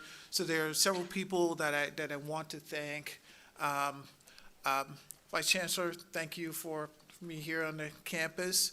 Professor Garman, likewise, thank you. Chris, my brother, we have the same bald head and glasses, right? So people confuse us all the time. And so I'd also like to thank all the various dignitaries. I can't name you individually, but thank you for being here, as well as the sponsors. Just met a nice lady from Coca-Cola, Telecom is here. And so, again, I want to thank everybody for that. I do want to add something about the journalists, particularly those from across the continent who work in conditions that are often challenging, shall we say. I know in the U.S. that, we have our problems, we have our challenges, but not the ones that you face. And so I do want to acknowledge that, just basically give you a pat on the back or a hug for the work that you do. And I say that in all seriousness. So lastly, not lastly, but let me also thank the students here too. How many of you guys are students? Raise your hand. Students? Students, everybody, students, come on, put your hands up. You guys are young, put your hands up. Okay, so I want to thank the students for being here, because you are the future journalists, you are the future leaders, and that we are depending on you to make things better. I do want to acknowledge three young ladies in particular. Young lady who gave me permission to call her B because I couldn't pronounce her name, so she's back there, wave.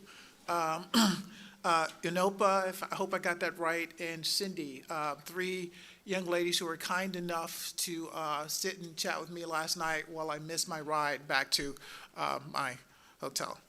So that being said, it is an honor to be here at Highway Africa again. I came here in 2009 and had a good time. I've been to Grahamstown quite often since then, and do enjoy coming back. I did a book and spent quite a bit of time in the Eastern Cape here, so I was traveling up and down, but always came to stay in Grahamstown. So when Chris asked if I would be the keynote speaker, first of all, I was like, well, I'm not a city boy. I grew up in a little town of about 500 people. I guess you would call that a village, right? And no students. Not all Americans grow up in New York City, okay? So the next town over was about 2,500 people, and that, to me, was a big city. So, I definitely understand the ideas, but again, I was wondering, well, one, why would you ask me to speak about this? I'm a country boy. And two, why would you have it at a conference that basically talks about technology and journalism? But then as I thought about it, I remembered this quote, except I couldn't remember who said it. But it said that we are drowning in information but starved for knowledge. There is so much information that's out there. We have all kinds of information about everything, but we know less and less about each other, particularly the people that we live near. And so I thought, that's what I should focus on. And because to me, it boils down to this. I'm a journalist, but I'm also a resident. And I'm a full-time resident of Washington, D.C., and a part-time resident of Johannesburg. So, Mayor, could I get a escort the next time I'm driving through? Just, okay. Send a couple of officers, just 2 or 3, that's all. Okay. But, and so, as a citizen, as a resident, I want to know the same things that other residents do. I live in these places, so, I don't want to see them called crime-ridden and that, is corrupt or what. We care the same way. Journalists are human beings. As hard as that is to believe, we are human beings, and we live in these places, and we want to see them do well. We really do. And so it's not always about this adversarial relationship. Although there is tension, there always will be tension, and let's not kid ourselves about that. We have different jobs and different responsibilities. So, but as a citizen, I want to know, why are there potholes in the streets? Why can't I get water on this side of town? Why is the electricity? I live in Washington, D.C., and our electric utility, I'm not going to call their name, but, they have some challenges. So, I understand when people talk about service delivery and why they can't get certain things. And that's what we want to focus on as journalists. We have a watchdog role. Our job is not to coddle elected officials, and nor is their job to coddle us, right? But with great power, as the media has, comes great responsibility. We have responsibility to do certain things. We have a responsibility to report fairly and accurately on the cities in which we live and which we cover. There's, again, as I mentioned, there's always going to be this tension between elected officials and journalists, but just because we disagree does not mean we have to be disagreeable, okay? And you can quote me as saying that. I forgot who said it, but just attribute it to me. So for government officials, a couple of words of wisdom from a journalist who, despite covering the Arab Spring and all of those things. I have covered local cities, both in the U.S., here on the African continent, and haven't covered anything yet, Mr. Mayor and Joburg, but it's coming, okay? And so, but just a couple of words of wisdom. One is that just like we're respectful of your time as elected official, please be respectful of our time. When people call you, please have the courtesy to either give us a call back. I mean, that's just a common courtesy. It is not just a journalist, elected official thing. It's just human decency. Because what happens is that we can only report on what we know. And if you don't tell us anything, we can only report on the information that we have. Because remember, if you don't talk, other people will. So the people who criticize the cities, they are going to talk. And we have to report what they say too. So it would be nice, and it behooves you to speak to us. Again, we're not always going to agree, but at least give us the common courtesy of giving us a call back. And for the government communicators, in particular, my frustration is that, you block our access to the people that we need to talk to. I understand that you have a job to do, right? Your job is not my job. I mean, I am not a stenographer. So we understand that you have a job to do, but at the very least, try to get us access to, and if you can't, we understand that. The mayor is busy. Other people who work for the cities are busy. And if you can't get them, just tell us why. That's all. What's frustrating oftentimes is that we simply don't know anything because no one tells us anything. Or we feel like you're just blocking us because you don't want to be seen as feeding into something bad about the city. But it's not always about that. But it's also not, so we need better access. We need better access to both people and for information. Because again, we cannot report on what we don't know. All right. Now, that doesn't mean that we are blameless as media. I know that there are people who think that we report and we only like sensational stuff. I have to admit that, like the New York Post, which is a tabloid in the New York City, is one of my favorites, not because I read it, but the headlines are great. Like one of their famous ones is "Headless Body Found in Topless Bar." You gotta love that. And when the Soviet premier died, Brezhnev, I think they had "Head Red Dead." So you gotta love that. But more to my point, that we are not all interested in just being sensational and pointing out when you do bad. Again, we live in these places. We want them to succeed. And as a full-time resident of Washington, D.C., I want to see Washington, D.C. do well. I don't want Washington, D.C. to be known as the murder capital of the U.S. I don't want Joburg to be known as the murder capital of South Africa. These places are my home as well. So as journalists, we have responsibilities too. And one is we need to be better prepared for our jobs. And I think sometimes your frustration as elected officials is because we're reporting on stuff that we really don't understand. We don't understand budgets, because how many journalism students are here? Journalism students, raise your hand. Because you went into journalism because you thought you were going to have to do maths, right? Right? Okay. And so, newsflash, you do. And it's essential.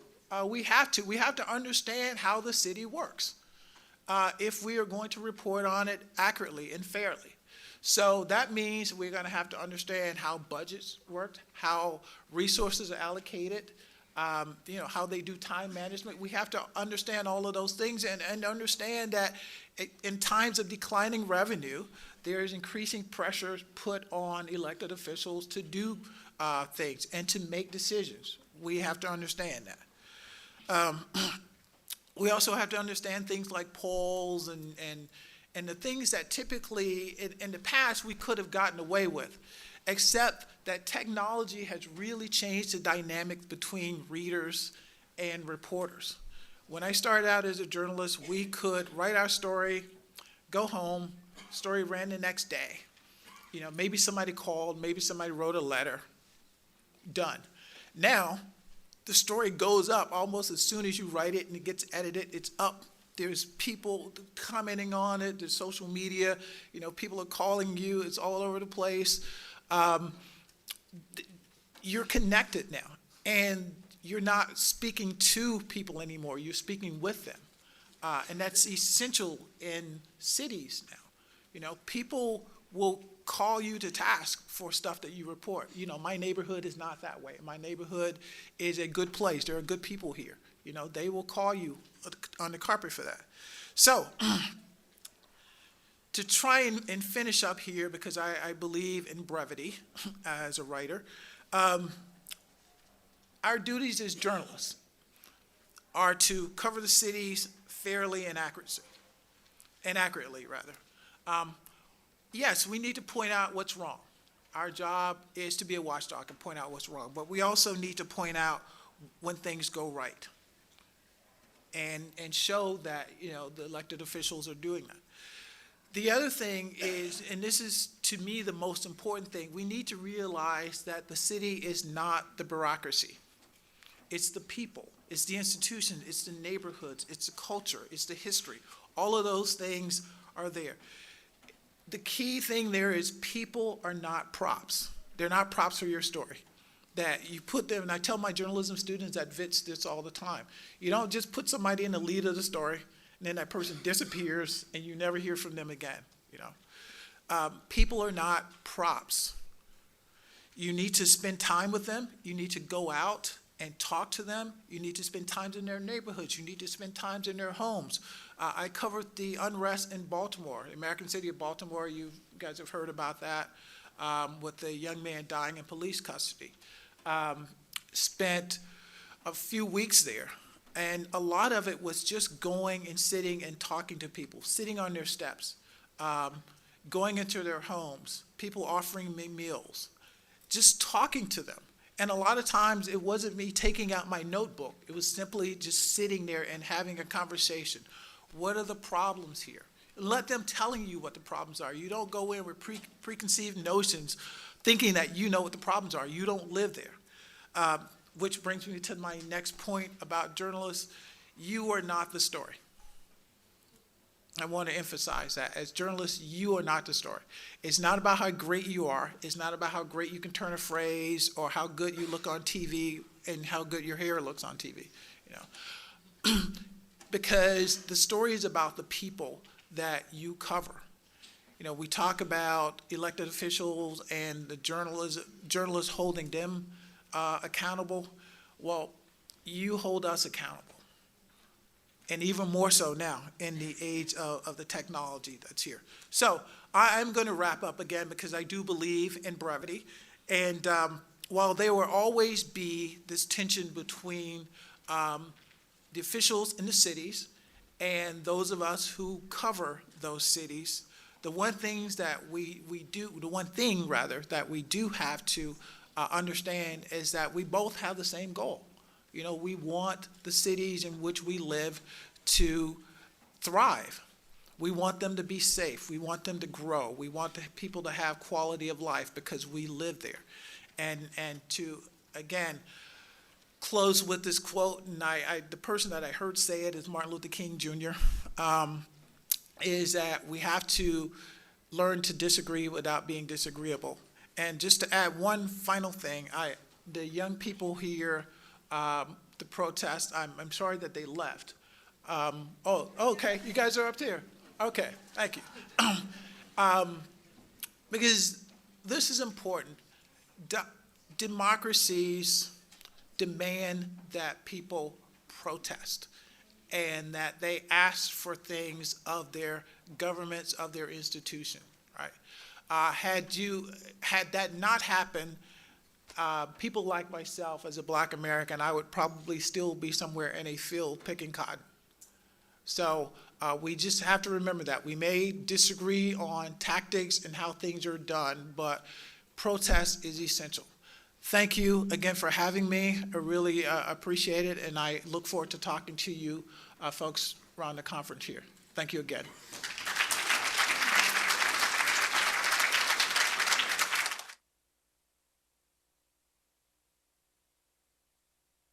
Thanks so much. I'm going to abuse a bit of position here before Chris comes and takes back over again. And I'm going to plagiarize somebody else's work. I have a PhD student called Chengetai Chekadaya, who's actually on the program and might be giving a workshop at some point. But Chengetai has just done an extremely interesting visit to Germany to talk to people in city and local government. And one of the areas that she visited is a borough of Berlin called New Cologne. And New Cologne has almost half its population is immigrant. And a very large proportion of the population is Muslim. So you can imagine the kind of conflict and the tension and the lack of integration at the local level. And the local council or the borough management has decided on a really extraordinary step.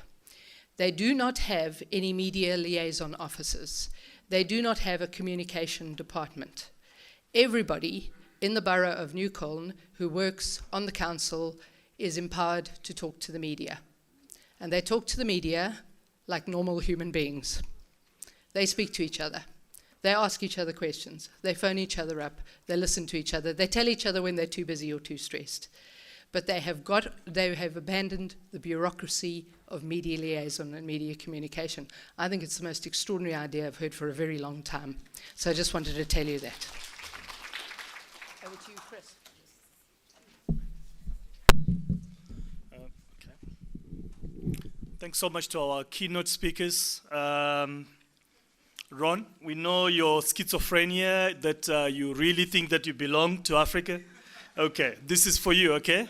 The creativity of the city. Okay, so this is your background.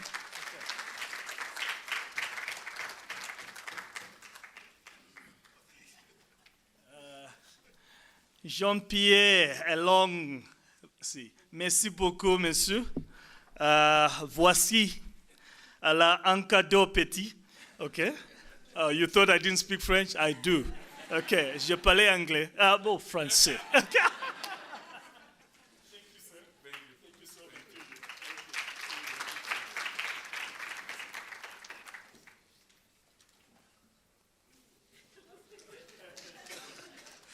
Hey, this enthusiastic photographer.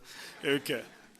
We now move into our first panel discussion, which is headed by Dr. Nomalanga Mkize.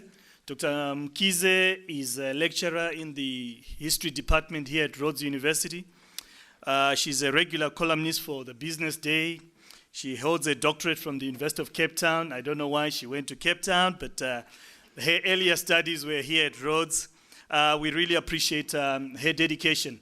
She's a dedicated and disciplined cadre of the Highway Africa movement, and we deploy her as we see fit. So she's a perennial contributor here. Where is Nomalanga? Okay, if you can come down, please, because you need to introduce your panel and call them over. Thank you. As I said, you know, our panel discussions, anything else will happen as per the time set, and lunch will be deferred, 2 o'clock, so don't even rush to Nelson Mandela. 2 o'clock, that will not be open. Let's just go on with our proceedings. We've all made all these preparations for this, and thank you for your patience. Thank you so much, Chris. Yes, I'm always being deployed in a sector which is not quite of my expertise, but thank you so much to the sector called media, because that is how we can, some of us who are academics can communicate with everyone else using ordinary language. Thank you so much for this invitation to chair this panel, and welcome to Grahamstown. I've been asked to facilitate a panel which has some formidable speakers. All three of them, I have been told, particularly the two mayors, I have been told to really be quite light on my feet and be able to really spar. And I look forward to that. I'd like to welcome to the front Executive Mayor Councillor Kgotsi Ramagopa, who is the Executive Mayor of Tshwane.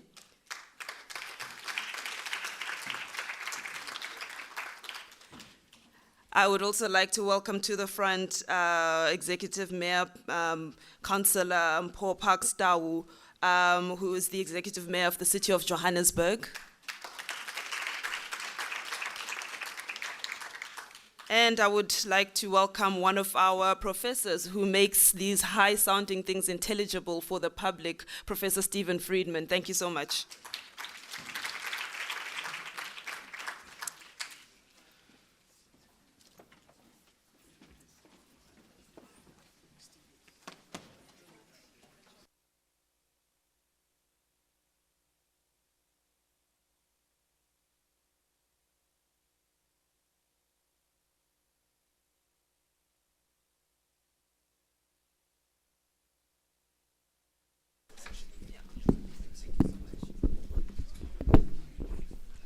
Thanks. Are they mic? Yeah, they're being wired now. They're just given the... Okay, thank you. All right, while the microphones are being set up, I think I would like to take some of the promptings of the prior speakers and just address some of what has also happened here today, some of the interventions by the students, who I think have consistently this year kind of brought us as academics down to a kind of a humble positioning by disrupting space in very intelligent and courageous ways. What we're going to be talking about here is the concept of the city as space and how it's mediated. And it's quite wonderful to have two mayors here to discuss how they view how their own spaces are mediated. But I think it is important to relate these questions, these discussions, to what is happening broadly, in the country. And what the students are doing really is remind us that the idea of a space, how you see a space, does not necessarily represent how you live or feel in the space. So you might be at Rhodes University with its wonderful purple branding, but feel completely alienated from it. You might be at the University of Cape Town on the foothills of a very famous mountain range and feel like you are a complete outsider.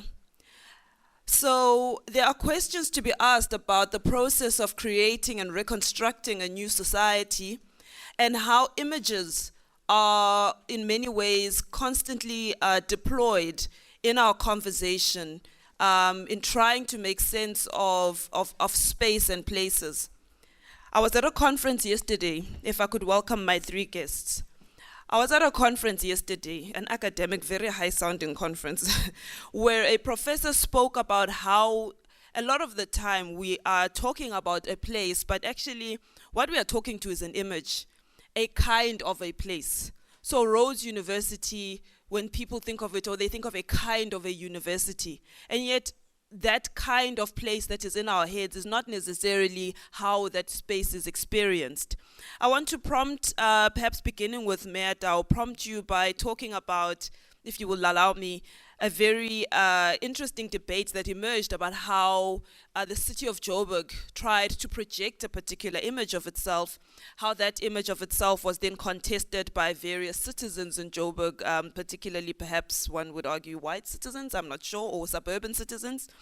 And in the end, there was a need to contest through formal channels whether or not Johannesburg was a world-class African city indeed, as was being claimed. Talk to me about how you feel about the way in which you would, perhaps not how you would like to see Joburg being portrayed, but if you could construct an image of Joburg, what would that image be? I think that we need to talk about the city of Joburg as a city in transition. Picking up from the point you're making, cities are about space. They are about equitable access to space in the context of a South African city. If you think about urban systems are about the ability to access opportunity with greater ease, whether it's transportation, education, jobs, and so on. And the extent to which people are disengaged from those systems makes the city inequitable.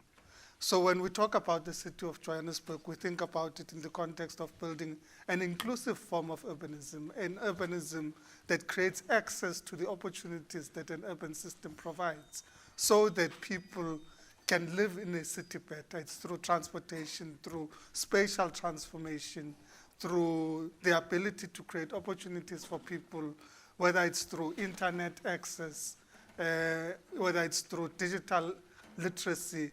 It's about building that inclusive urbanism, and that's why we talk about the city as a city in transition, accepting its history, but also accepting that our responsibility is to build a different form of city that's fundamentally different from the way in which, from the city we've inherited.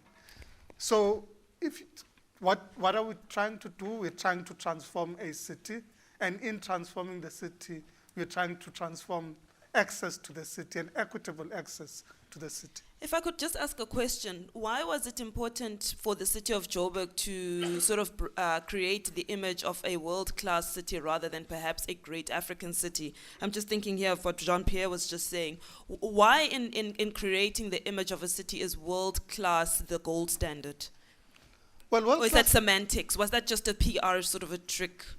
Well, firstly, I don't think that we should start thinking that South African can't be or African can't be world class. I don't think that we should think of ourselves in a limited context and say that we're not competing with New York, Barcelona, London, and so on for opportunities and for investment, and want to position our cities in that way. So I think it's a very limited way of thinking of your city if you say, well, actually, I want to think of myself only as a South African city or as an African city. Certainly we see ourselves as an African city, and indeed a world-class African city that's able to position itself as competing with our international counterparts. And in many ways, if you engage with them on the issues that we're doing, there is an acknowledgement, at least from the other cities, that we're competing, we're sparring quite well with the cities that we're competing with, and we're not going to shy away from competing with those cities. Okay. Mayor Ramokgopa, I just want to ask a question around, if we can just draw from what Mayor Parks is saying. You have a slightly different kind of a contestation in your area, where it's about, in effect, trying to decolonize the image of the city. How's that going for you these days?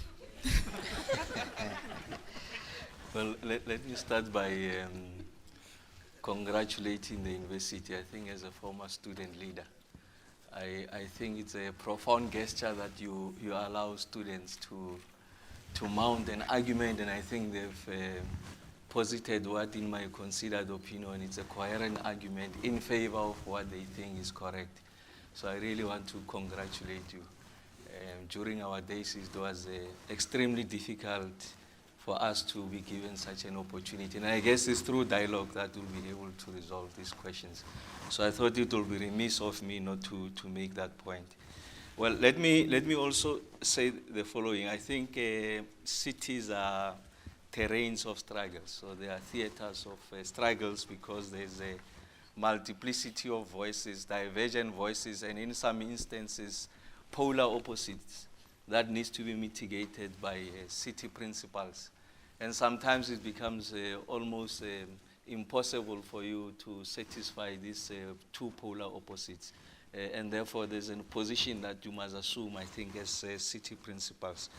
And I guess to be specific to the question that you are raising is that one of the issues that they've been confronting us, and I guess its origins is from here, the Roads Must Fall movement. It has surfaced the issue around how we are beginning to deal with what I call the monumentality of the city landscape, the excavation of time, whether these monuments represent the collective history of the people in cities, and whether it begins to communicate the kind of future that we want to construct. And like I said, it's about the dominant voices, and in some instances, some of these voices become very violent in advocating for their positions. Our view has always been that we want to open it up to dialogue and conversation, but we are not neutral. Our view is that we represent a particular outlook, and that outlook is about the creation of a national democratic society that is anchored on the principles of non-racialism, non-sexism, prosperity, democracy, and also with regards to a united future. We have started that conversation, and I guess it's more intense in our city because we are the administrative capital, and we are also home to many of the research institutions. We've got the highest density of post-secondary institutions of learning. So you can imagine the amount of ideas that come out of that city are such that it becomes a bit more difficult for us to manage. But the point I want to make is that we have opened that to a conversation about the kind of city that we want to construct. And I'm talking about soft issues. We are dealing with the issues around hard infrastructure, addressing what I call the preeminent post-apartheid question, which is about the reconfiguration of the apartheid space. But I guess in that conversation, you need to address the monumentality of the city landscape, what the symbols represent, and how we want to excavate time and also denote and represent the future going forward. It's a conversation that is ongoing, and we have allowed the citizens of Tshwane to enter into that conversation. And I guess at the end, we are going to express our views, and those views are primarily about how we bring together, to the extent that we are able to mitigate these tensions, we are going to do that. But we also have views. I don't think that we are neutral in the conversation. There's a future that we want to construct.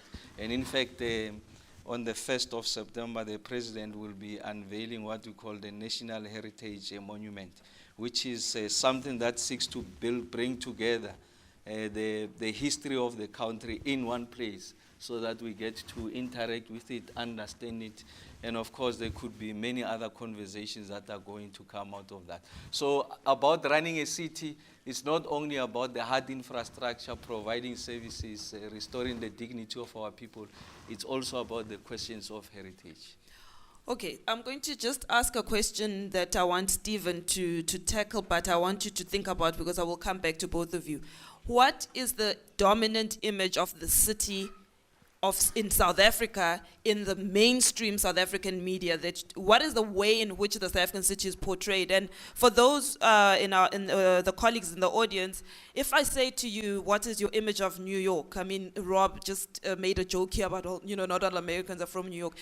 That image of New York is a very mediated image. It depends so much on how, because you don't have to have gone to New York, but you can think of it as a kind of a place, right? How do you feel, Stephen, what is the dominant image of the South African city in the mainstream media? Is it a city that is thriving? Is it a city that is failing? Is it a city that is burning? Is it a cosmopolitan city? Is it a city apart, xenophobia, crime, and so on? Yeah, thanks, Nomalanga. Look, I think the best way to try and answer your question is, to rise to your challenge of trying to make complicated things simple in a few sentences, and just share an academic article I've just published on this topic. Essentially what I'm arguing there, which I think speaks to your question, is that if you look at the South African debate today, there's a huge irony in the South African debate today. There are, in fact, two South Africas in our cities. The one South Africa consists of the suburbs. And I think that we need to think of the suburbs not simply as places where people live.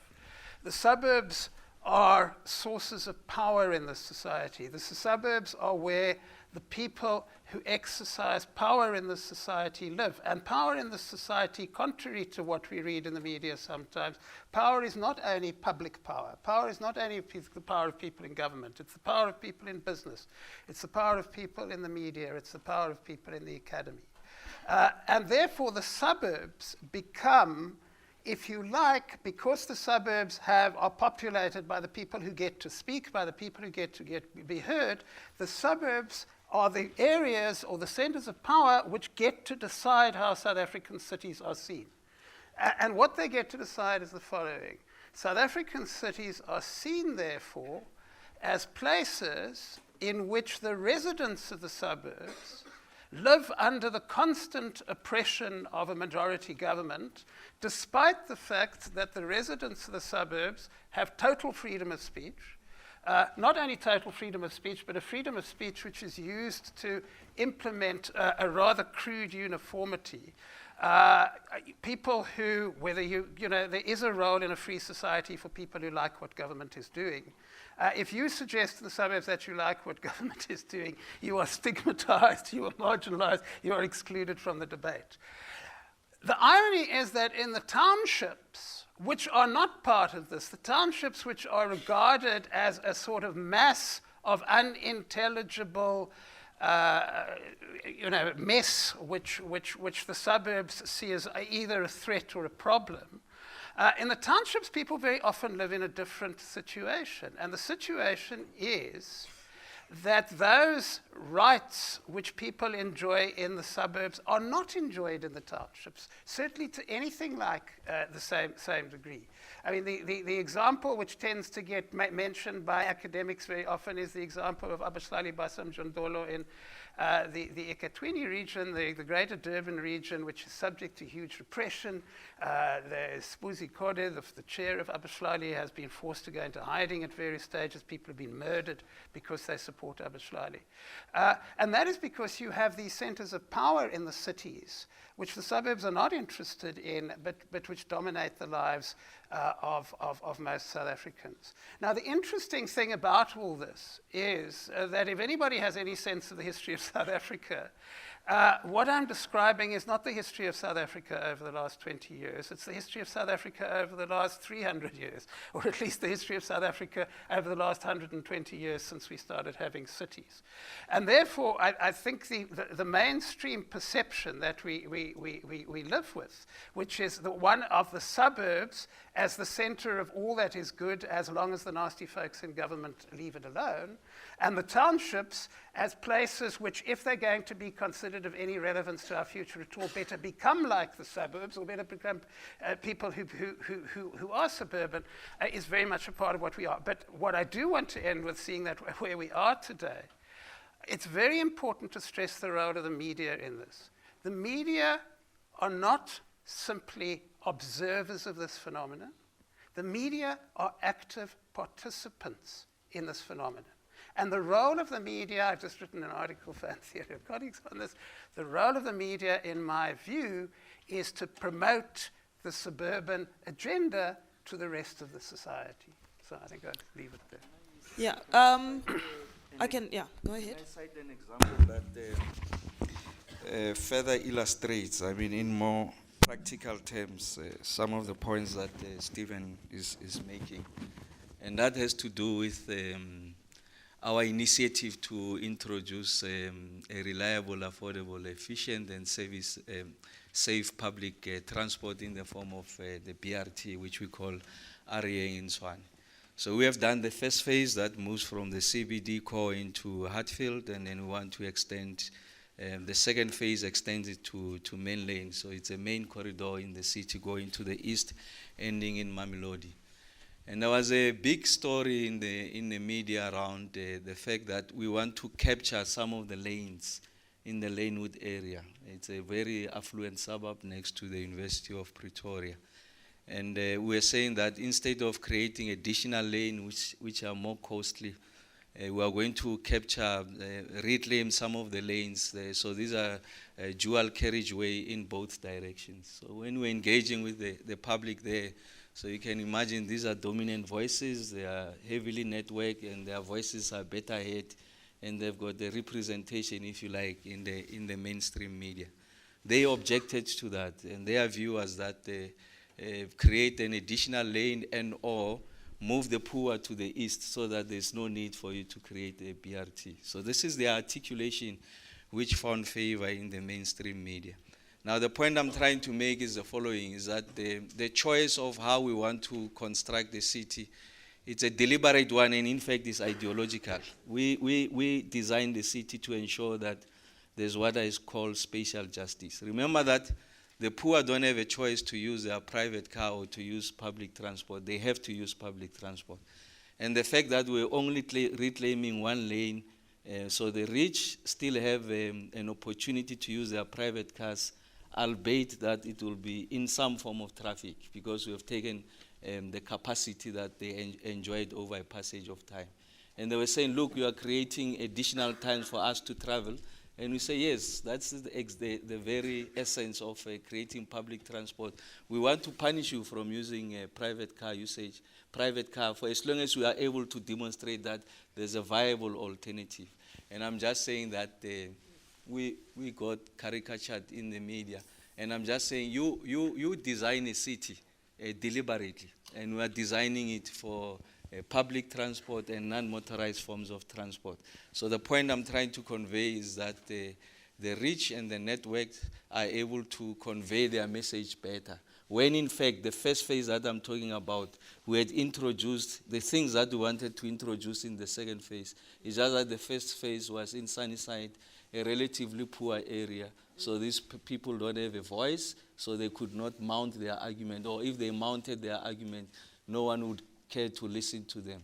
And suddenly we go into the next phase, and it's a completely different kettle of fish. So the point I'm making is that from time to time we have to mitigate these tensions, but it's deliberate. So we didn't make a mistake when we reclaim. We don't make a mistake when we add an additional 30 minutes for you to get to work or places of leisure. We have created a viable alternative. So these are the questions that we have to grapple with on a daily basis. I'm going to bring Meatao into this. I haven't yet thrown any steps yet. I'm going to let you describe I want you to. I was picking up my phone because there was a tweet I was reading, but now my phone has failed me and has switched it off.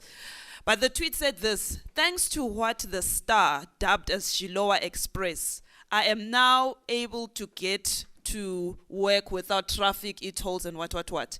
And what this citizen was saying through social media is there was a caricaturing of Gautrain in some way prior to it being christened Gautrain, when it was still being dubbed Shilowa Express. And yet today one might think that Shilowa Express has, in the image of so many, morphed into this amazing world. I mean, can you comment on whether there have been instances, or in the same way that Ramagopa is describing?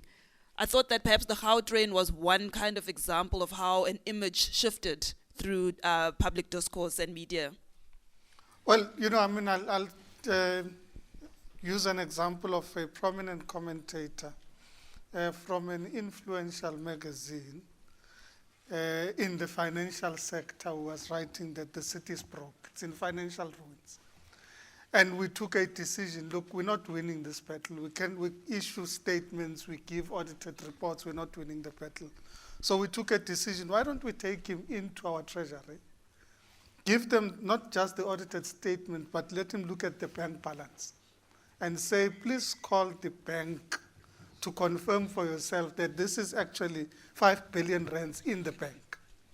And on the basis of that confirmation, you can then write a story about whether we broke or not.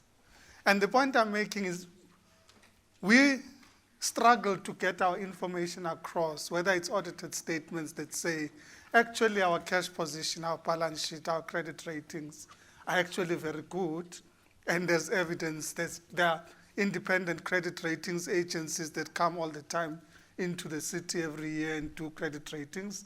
Our position is quite good. We literally had to go and influence a position that says, but actually look at the numbers. And it suggested that we needed to create this sort of access into the city that we don't normally create, because we take for granted that the daily report that we publish would be taken into account. And that narrative has changed.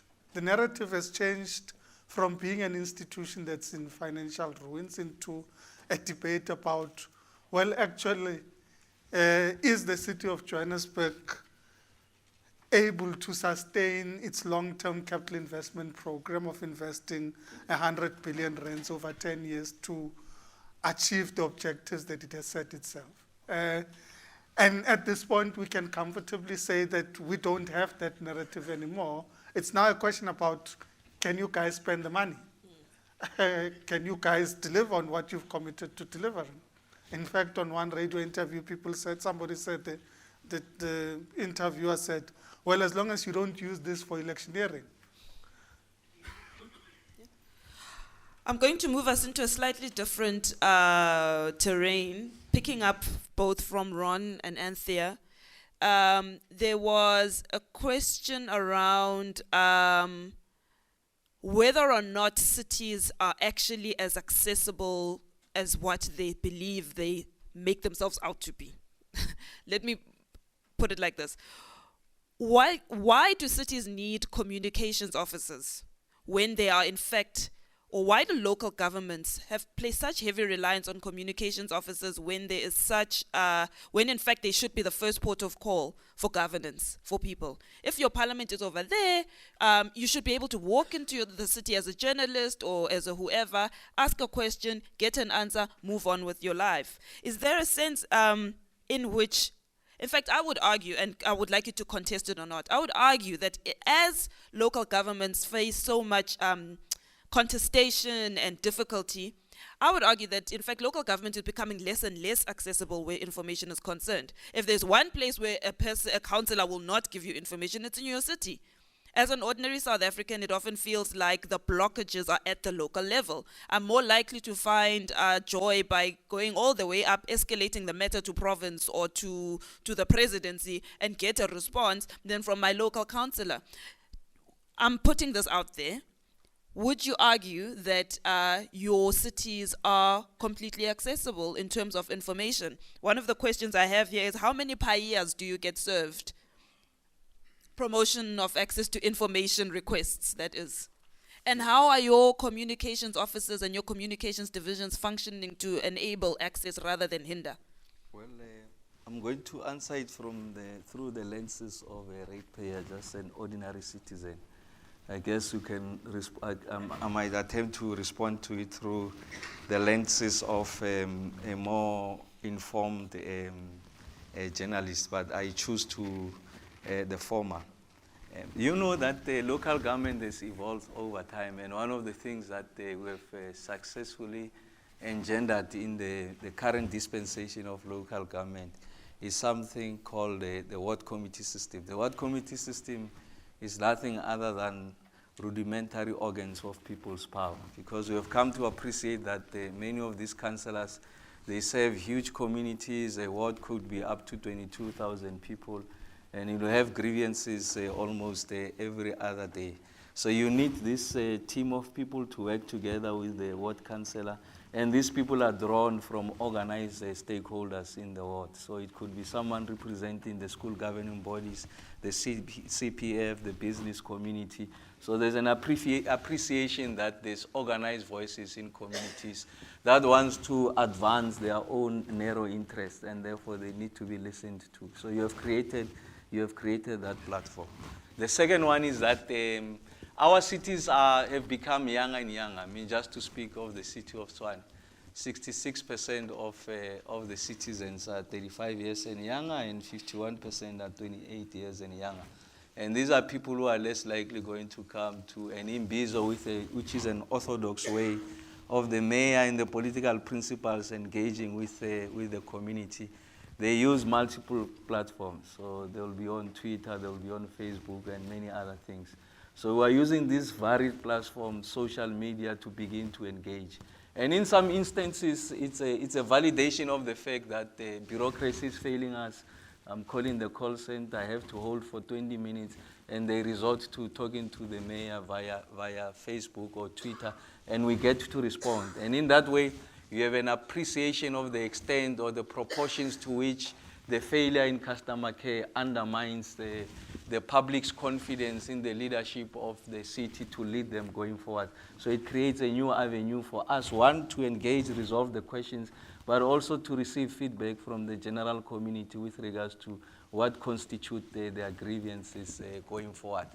I want to contest the idea that we are not accessible, and I'm talking really from the city, the perspective.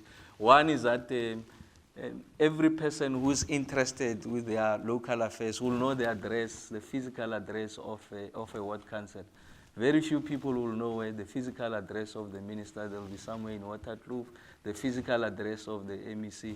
This is someone who attends their funerals, someone who attends their weddings, someone who shops with them at the local store. So there's that relationships. Yes, there might be tensions here and there, but I think they know where to access them. Whether we respond accordingly is something else. But I'm saying the interface does exist. The efficacy of that interface, to the extent to which we are able to resolve their challenges, is something else.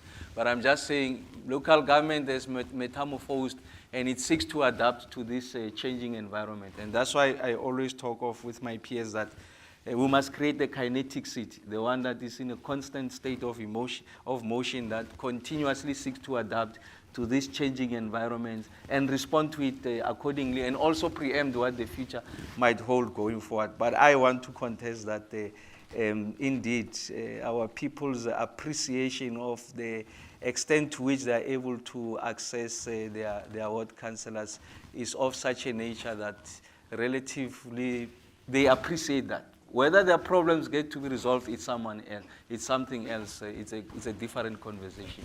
Can we pick up on this responsiveness? Just, I asked a question about promotion of access to information simply because I know a lot of journalists will use it once they feel that they are not being heard. Do you get served with those pairs in the city of Joburg much? And I think the question of responsiveness is the question.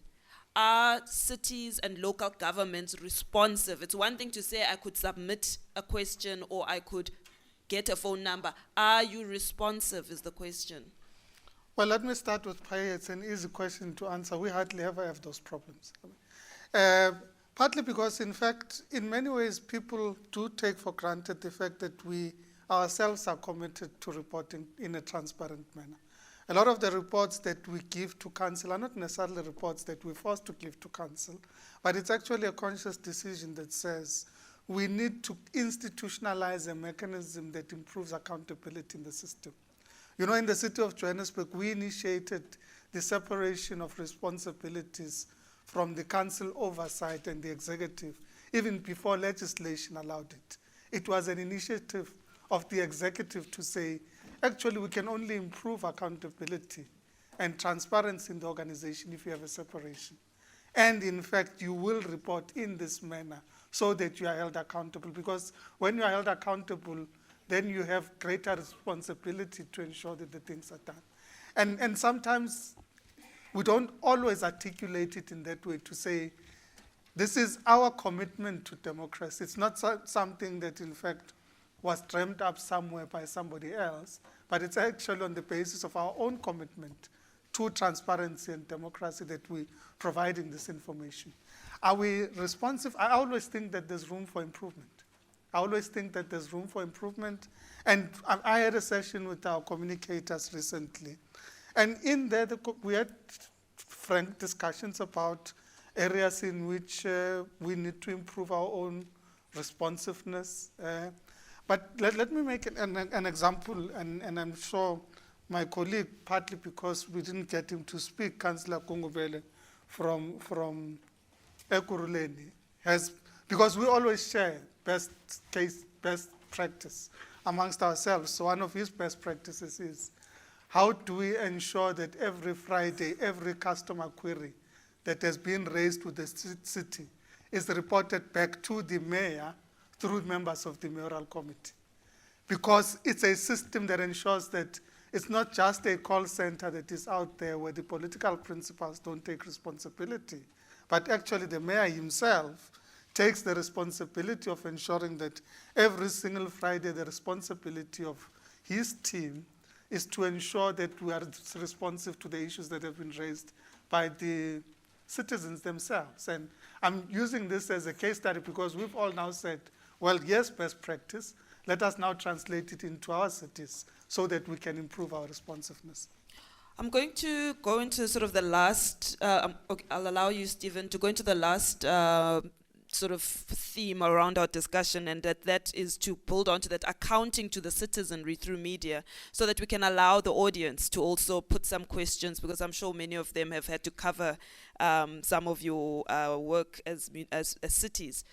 Stephen, I'm going to allow you to respond, and then I want to pose a question around whether or not elected officials actually account the same depending on the audience they are talking to. But I will pose that question just now. Okay, thanks, Nolanga. Well, it may feature in what I say here now. Look, having in my first response been nice to my two co-panelists, I have to be not nice to my two co-panelists, not only in the interest of truth, but also in the interest of balance. And, you know, when I think we're not actually getting to grips with the real issue here. And the real issue, flowing from what I said earlier, is that our cities are profoundly unequal places. And it's not only whose voice it's heard, it's also the basics of who gets decent service. Now, everybody in the suburbs, including me, has all sorts of gripes about this didn't go right and this didn't quite go right, and I have a particular grievance against Mayor Gungabela, but we'll fight that out in another venue. But the point is, let us be honest, the kind of pinpricks that suburban folks have to deal with, the level of service, the level of accessibility, the level of being part of the city in the suburbs is hugely greater than that in the townships. And the relevance to what the two mayors have just said, if you are a democratic government, if you are trying to produce a democratic city, then your first priority has to be to change that. And I don't think we're changing that at all. Let me share something with you which hasn't been part of this discussion. Unbeknown to most South Africans, because it's one of the million things the media don't tell you about, in 2012, which was not that long ago, the South African cabinet adopted a document on something called community-based monitoring. And it's a fascinating issue which I don't have time to deal with at the moment, but for the purpose of our discussion, this cabinet document reported research evidence by a study conducted by the Presidency and by the Public Service Commission, which indicated that not a single consultation mechanism in this country is actually working. Okay, that is the view adopted by the South African government, that citizens in the townships are not heard, that all the vehicles we've set up, whether it's ward committees or the other structures, etc., are not working. Now, the presidency is trying to deal with this by piloting a new program, as I say, called citizen-based monitoring, and we don't know yet whether it's going to work effectively. But I think that if the South African cabinet says that the bulk of people in the cities are not being heard, then we really have to ask ourselves about some of these mechanisms which are being used. I just have a couple of points to make about the mechanisms that have been mentioned. There is substantial evidence that ward committees are little cozy coteries which councillors use in order to back up their support base. And I can show the average citizen of a township or a shack settlement does not get anywhere near a ward committee. We talk, and I'm just fascinated, we always talk about communication, and what is the first thing that gets mentioned? Social media, okay?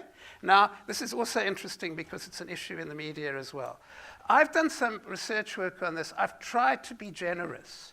You could make a very weak argument that 20% of South Africans are connected to social media. I think the figure is probably closer to 10. So if you're using social media as a base, you're talking to 10 to 20% of your cities. There's a great irony in this, okay?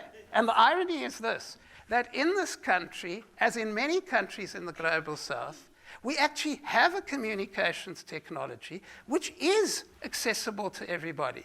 The level of cell phone ownership in this country at the moment is more than one per individual, okay?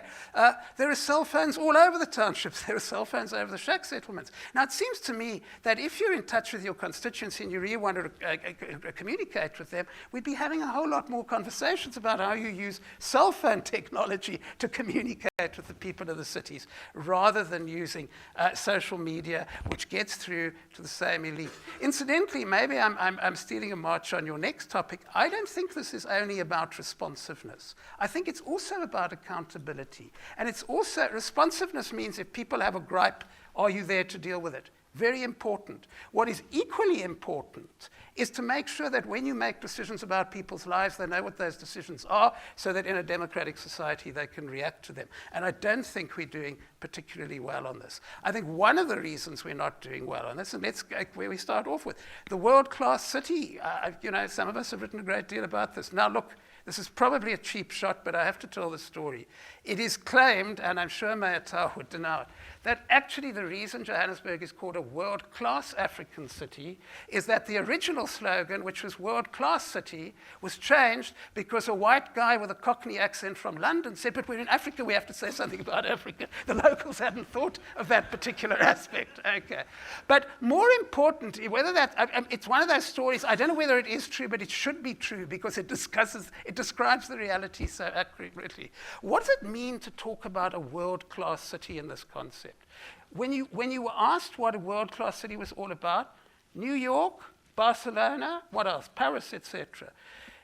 What message does that send? That sends a message that in the world out there, there are certain cities to which we are aspiring. Your precise words is we don't want to be only an African city. Why only an African city? Is Kampala only an African city? Is Abuja only an African city?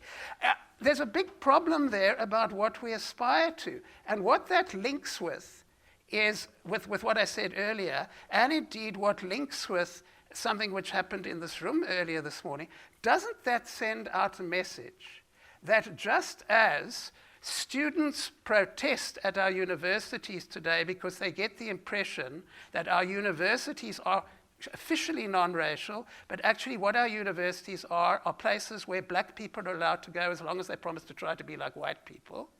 Are we not in a situation in which our cities are places in which everybody's allowed as long as you want to be like the suburban people? And isn't that the result of a mindset in which we say that actually African cities are all there to try to be in America? In Gauteng, by the end of the calendar year, they'll be having revenues of up to 60 million rands. These are young people who never had employment about 8 months ago. And that's how an example of how we can stimulate the economy using our own fiscus. As long as we can guarantee offtake, it is important that they are going to initiate and start this, and then obviously they can expand their horizon and provide the private sector requirements. So these are some of the things that they were doing in the city. Thank you. Stephen, you will probably only have 30 seconds. Thank you. I'm taking academic 30 seconds, not a human 30 Okay. seconds. Okay. I think there's a worry when the response on disability, which is the general response in government at the moment, is to say we set up a disability unit. The problem with that is that it marginalizes the whole problem. And I think we need to mainstream the whole problem, not only because people with disability, whatever the circumstances, need to be part of the city, but also we need to understand that disability in this country is actually a symptom of the wider inequalities in the society. The majority of I'm talking about the majority of disabled people in this country are disabled because of the workings of the society, and therefore dealing with disability is a mainstream issue. I'm not sure where you got your Twitter and Facebook figures from. I got them. I got them from Facebook and Twitter, and they're a bit different. But even if you're right and you do the maths, we're arguing about 4%. My problem is not that I'm trying to silence people on social media. My objection is that social media are repeatedly used by the media and by people in government as a substitute for public opinion. And I think that that's a problem, because even if your figures are right, we're talking about 25% of the population, and we need to know what the other 75% are talking about. But let's cut to the chase of the important issue. Okay, Mayor Gungubela, I'm not quoting a cabinet document simply because it agrees with me. I quote lots of cabinet documents which don't agree with me. I'm quoting this cabinet document this morning because it confirms 20 years of research which the political elite in this country has ignored. And I mentioned it because I thought maybe if the political elite are saying it, they might actually listen to research survey after research survey after research survey, which shows that these methods are not working.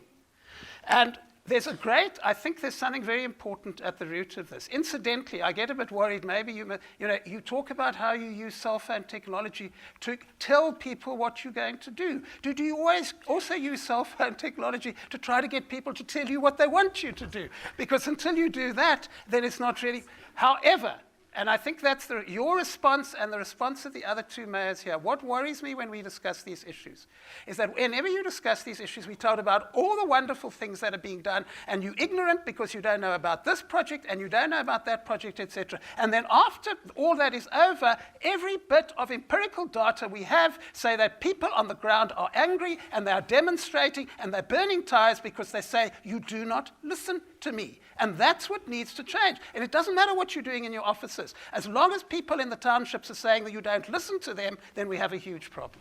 Okay, on that very academic and heated response, I would like to thank Chris. We've eaten so much time. I think these conversations must continue. Thank you so much for deploying me. Our chair has handled this very well. I think she deserves again something. Okay. Hey,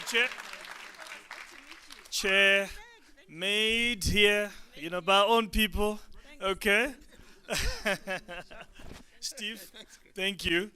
Always the heretic. Anyway, Mayor, you might not know this, but we have a 3-year partnership with City of Tshwane around this conference, signed last year. So you are a visionary. Your people are visionaries. They decided that there was value in signing an agreement with us. We are now in the 2nd year. This is your first time here. Yeah. We hope, normally what happens is that you're here and the bug catches you. So next year we need you here. So thank you. I don't have to declare, no? No. This is it. You are an insider. This is not a gift, as it were. And Mayor Tau, thank you so much for the announcement and the investment in Highway Africa and the partnership that we're going to have. We really thank you for your time. I would also want to thank the Councillor now, Councillor, Executive Mayor, Monji Ngogubane. Thank you, sirs, for the partnership with AfriCities, for making time. We know how much you needed to do in the offices, but you decided to make time for us. We would like to thank you so much, sir. Okay. Thank you. Okay, before we take our break now for tea at 12, okay, it happens. I would like to just have a quick announcement made by Bob van Vinden. It is to do with investigative journalism and investment in Africa. So Bob will just speak for very quickly. He will not bore you. And then we'll be able to break for tea. And then we will go into our parallel discussions. Okay. So please just be patient with us very quickly. And then I'll let you know what happens, what time we regroup for our last sessions. Thank you. Bob? Thank you. It's an honor and a privilege for me that I can speak to you, and because we all are longing for coffee, I will speak very, very shortly. I would like to introduce my colleague Karin Boersma from Oxfam Novib, and it's a very simple thing that we have to announce. That is a small fund that has been set up for investigative journalism. What I have heard this morning has taught me again that you have to have your facts right. And that's where my big love is in investigative journalism. First, a few words from Karin Boersma. Thank you, Bob. We did a lot of experience in the last 3 years, how we can connect journalists from Africa to journalists in Europe. And we're convinced that it's needed, there's much more cooperation than there is now.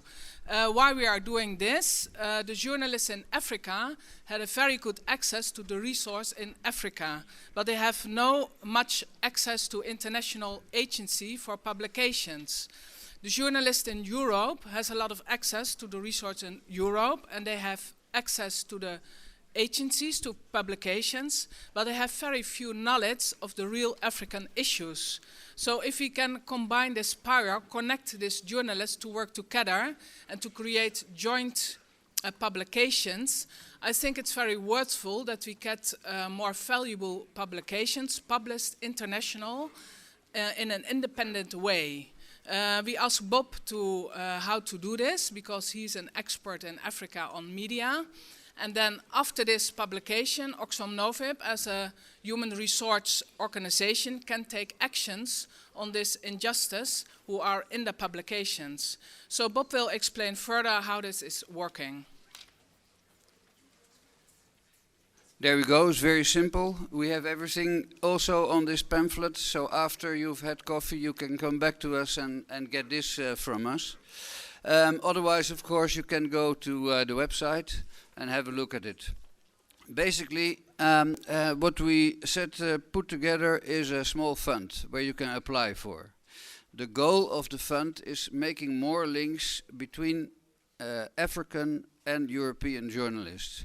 We find out that the quality in Europe in reporting about Africa is too low. We also think that there is a lot of African knowledge in African journalists about this quality. On the other hand, they are not heard. So what we want to try is to bring teams together so that everybody can publish in their own, on their own continent. The fund is organized by European Journalism Fund, which is a journalist media fund. So they form, as we call it, a Chinese wall between the donors and the projects. They are completely independent in what kind of projects they decide, and there's an independent jury. To apply for it, there's one important thing for you to remember. Do it before the 14th of September. You've got 2 weeks. There's a special small fund set aside for people who are linked with Highway Africa to apply for this fund. So use it. And what we would like you to remember is cooperation is the thing, but in the end you have to have your fact right. And that's why we wanted to announce it here. I have some time worked with Highway Africa. Don't hesitate to come to us and to ask more about it. We can tell you everything, but I think it's now time for coffee. Thank you. Do we have any questions to Bob around this project? We also do have the flyers up here, so as we go for tea. So my suggestion is that we have our tea and we pretty much put it to 15 minutes. And so 25 past, by 12:30, we are in our various rooms. There are 3 sessions that are taking place. One session is taking place here in Eden Grove, red. Then the other is in the blue. Then the other is in seminar room 2. So if you look at your program, you see that we have imagined community of Southern Africa, supported by Southern Africa Trust in here. Then we've got the hyperlocal media in Eden Grove Blue. Then we've got the Wired Cities, which speaks to what our mayors were talking about. So we have presentations from City of Tshwane, and we also do have other partners that will make their presentations about the Wired Cities, what is currently happening, and what is going to be the future of these digital cities, as it were. So we'll have more information in that in those sessions. That session will be in seminar room 2. So please enjoy your tea. You have been a great audience, and give yourself a round of applause. Thank you. Thank you. Thank you.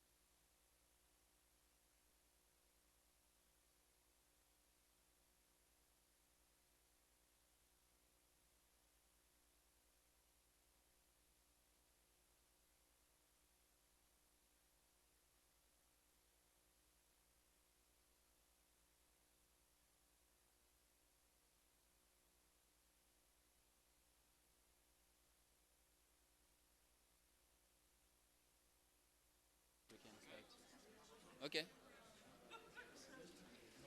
Maybe we should start because we only have 1 hour. If I could invite everyone to take their seats and the panelists as well to take their seats.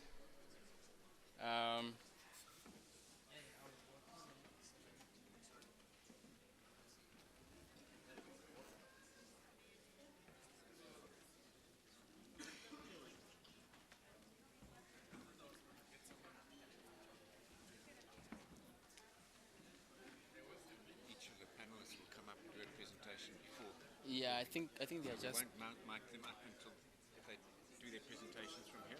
But you can mic them up actually. They're going to do their presentations. Yeah, from there. I think it's just too old to. They can do it from anywhere. Chief. Okay, we can mic them up later.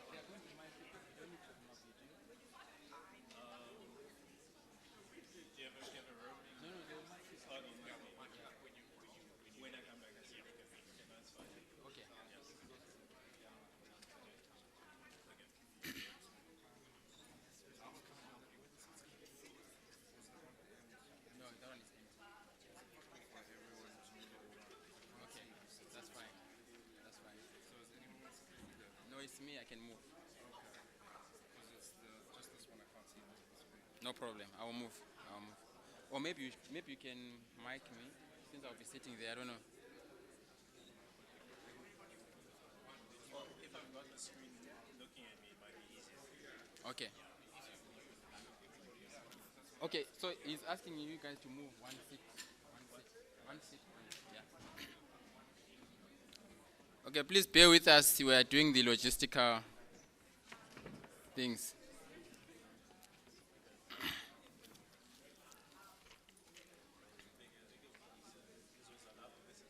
No problem. Okay, welcome back. And I think that our challenge is time. My name is Beginkosi Moyo. I'm from the Southern Africa Trust.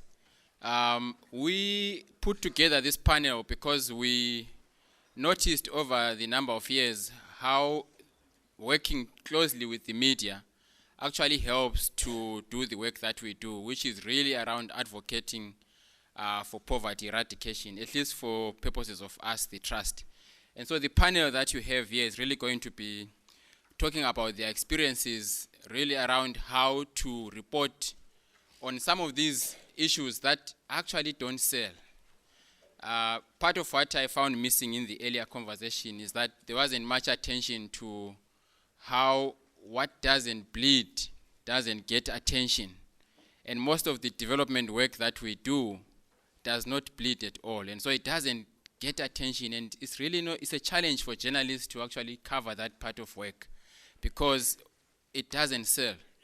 And part of what government is trying to do is to try and show the good work that they are doing, but they are really racing against an impossible task because what they are doing is good work. It's like praising the fish for swimming. That's what they are supposed to be doing.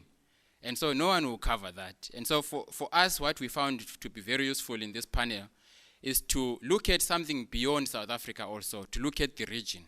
Because if you are having challenges reporting at a local level, think about what happens at a regional level.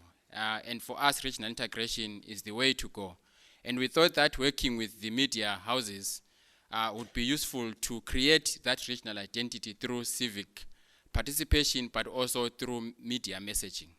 And so I think that the panel that you have here is going to reflect on the trends and some of the key issues that are emerging out of the region, but also to put into context the theme, which is to do with the city and media. And if you look at the Sustainable Development Goals that are going to be agreed on in New York this month, you will actually realize, this coming month starting tomorrow, you will know that one of the goals is really around making cities sustainable, clean, safe, resilient.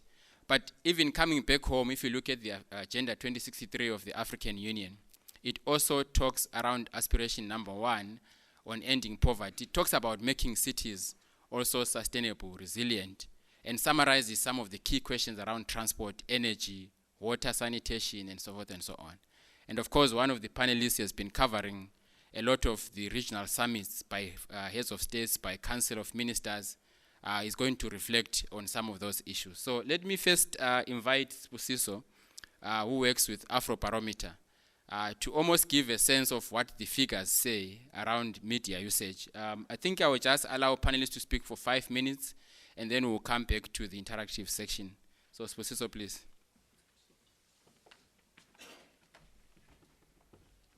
Okay. Thanks, Peggy. Hi, everyone. So I work for Afrobarometer, and I'm the communications coordinator for the Southern Africa region.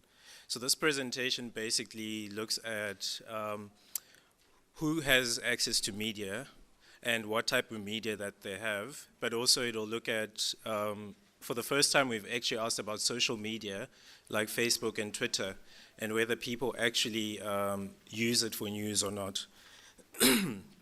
So it's going to be a very quick run through. Basically, news provision in Southern Africa is still dominated by legacy media.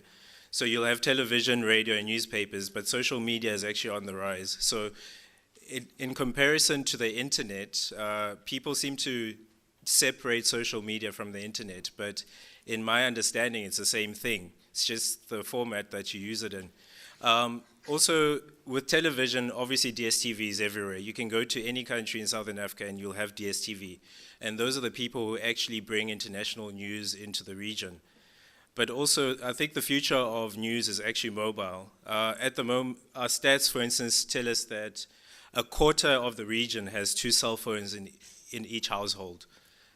That's excluding what we call, so that excludes households that just have 1. So in total, you're looking at a figure of about 60% of Southern Africans actually have a cell phone, 1 or more. So news providers, for instance, in the region, 7 in 10 people in Southern Africa do not access news via a computer that is connected to the internet. Radio dominates, so that's still almost 5 in 10 people, followed by 3 people watching television, and newspapers at about 12%. But also there are more newspapers than TV and radio stations. So that's quite interesting to see what people access and how they access it.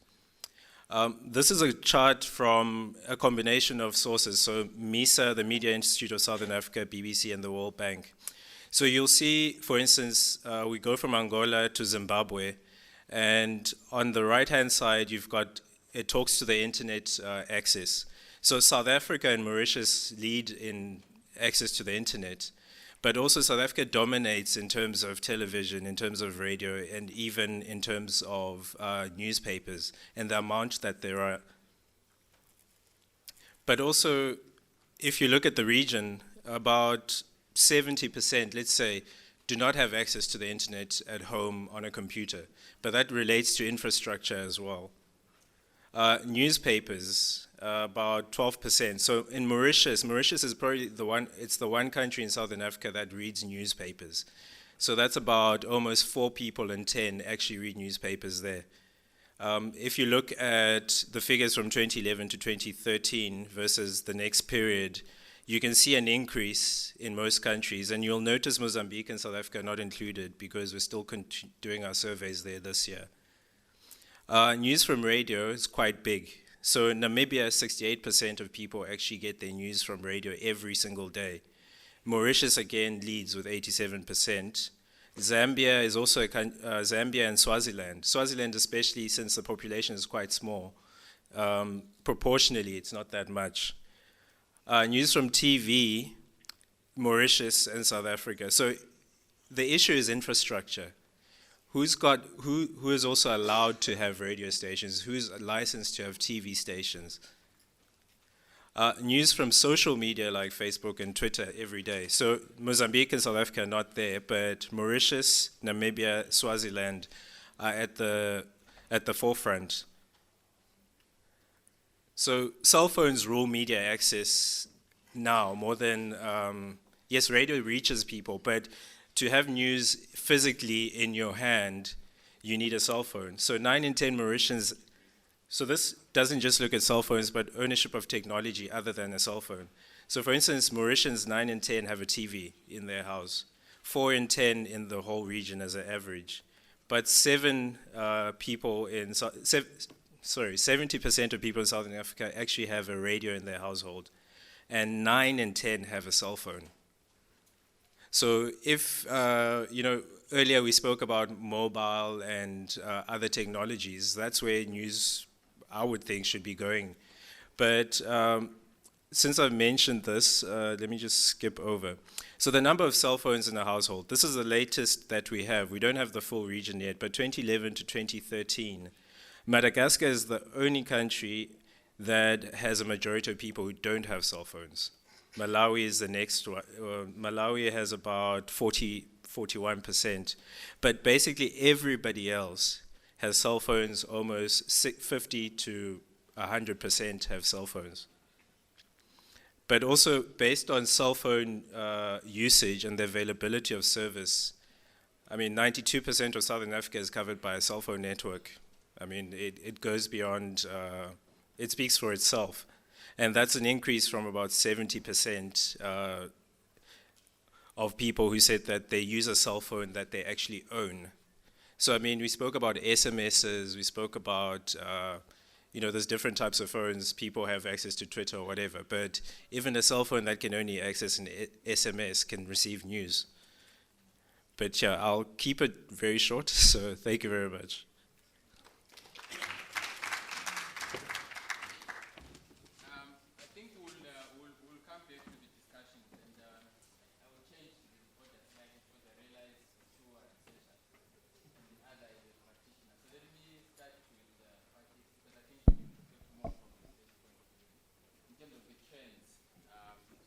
In terms of the trends and what are the challenges that people confront in terms of reporting regional issues. Then we'll come back to Kizito.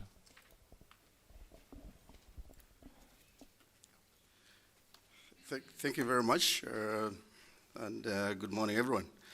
I was given the topic on Wednesday, and as a researcher, one of the things that I always want to do is to speak with the data. So within 2 days, I said, what must I do to try and make an informed presentation here? So one of the things that I did was, fortunately, in Zambia, we host the Common Market for East and Southern Africa. So I quickly rushed to the head of communications there to see if they have any research that they have undertaken in terms of media coverage of regional integration. So I think the starting point is, when I was talking to them and also went to a newsroom of one of the major papers, is what is regional integration? And, it was amazing that hardly, any journalist could really define in full what regional integration is. We'll talk about cooperation among countries and so on, and not going into detail. Then I say further, how many of you have seen the let's say, SADC Treaty? None. The COMESA Treaty? None. And this is the COMESA Treaty. Because really, when you're talking about regional integration, and it's very important for the media, really, to get a hold of the treaty. Because this is the Bible of the integration of a particular regional grouping, or even for the AU, which is the mother of all regional groupings for that matter. So anyway, so the first question that I ask is, do we really need to report as media regional integration? And the answer is yes. Because if you go through this treaty, the goal of the treaty really is addressing the issues that our poverty reduction papers and all our national development plans and so on are addressing. Cross-cutting issues from infrastructure development to free airspaces to that, human resource, whether you're talking about the court of arbitration in the Sudan, they're all enshrined in the treaty. So really, regional integration touches on all the aspects of facets of life. So if you look at the way our desks, newsroom desks are organized, you have business there, you have politics there, you have sports there, you have gender now there. If you're lucky, you have climate change there. But really, all those issues are in here. They're in here. Meaning that everyone in a newsroom will have something to report about. But one of the problems that we find is a little knowledge about what regional integration is. So that's one of the issues that I'm going to talk about in terms of what are some of the challenges that journalists face in terms of reporting regional integration. So one of the things that I did was to see if there's been any studies done. Unfortunately, our colleagues have not done a comprehensive study. COMESA is the largest regional economic grouping because it has about 19 member states, where SADC has 16. So the only stuff they had is this, what I'm presenting now. This is it. international coverage. These are just basically 2 slides, which are very important here. This is the important slide here because it does try to show you, you know, the coverage among countries. Unfortunately, this is really about quantities. So you see, South Africa is the largest, and followed by Kenya, Zimbabwe, Zambia, and so on. Now, interestingly, South Africa is not actually a member of COMESA, but you find more stories on COMESA in those countries than in any other countries. Zambia would be at number 4, I think, partly because they host COMESA.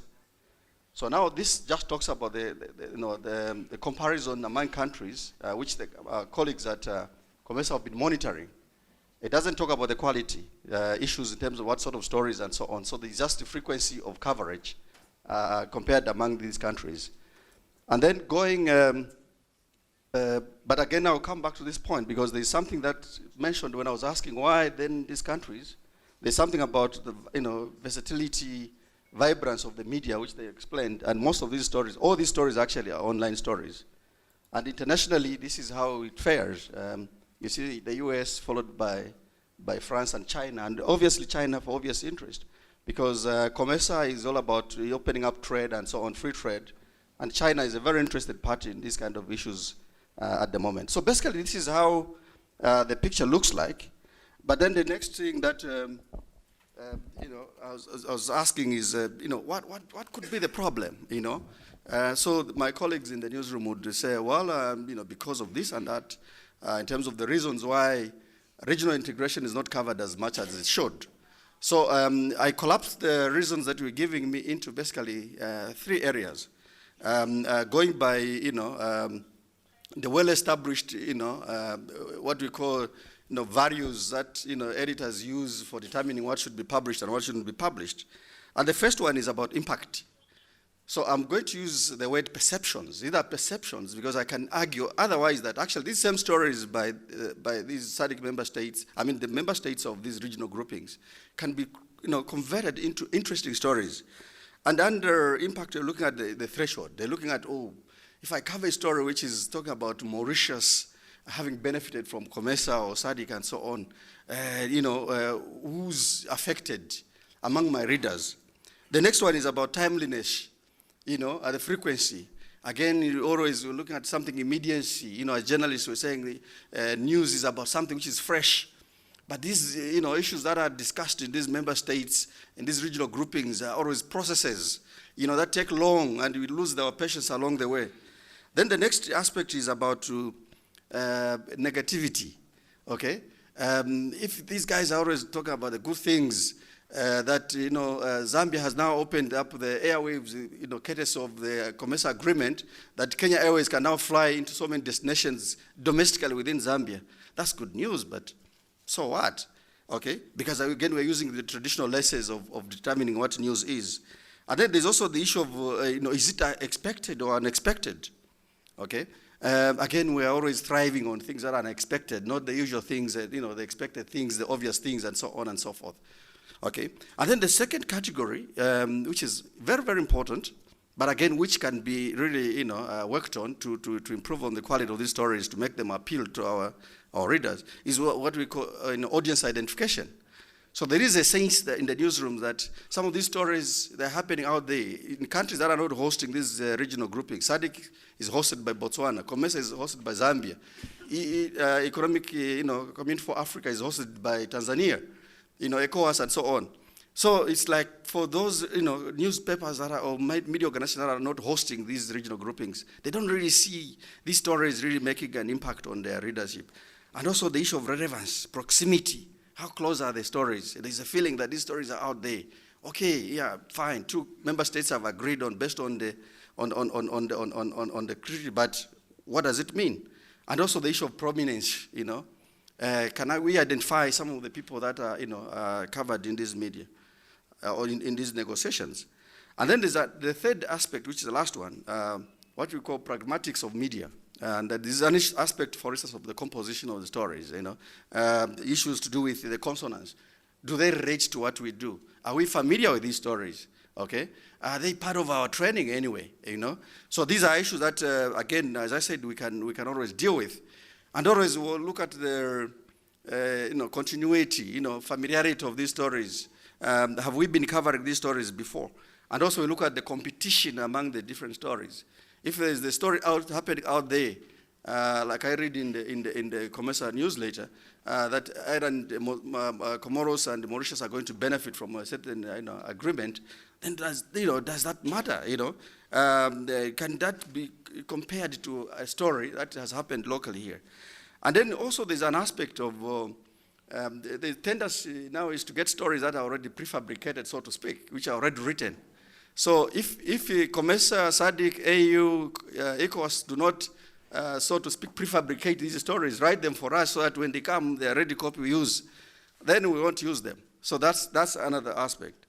And then also the issue of data, which is a varied observation that the newsrooms hardly get the actual data in terms of what is happening, how many people are going to benefit and so on.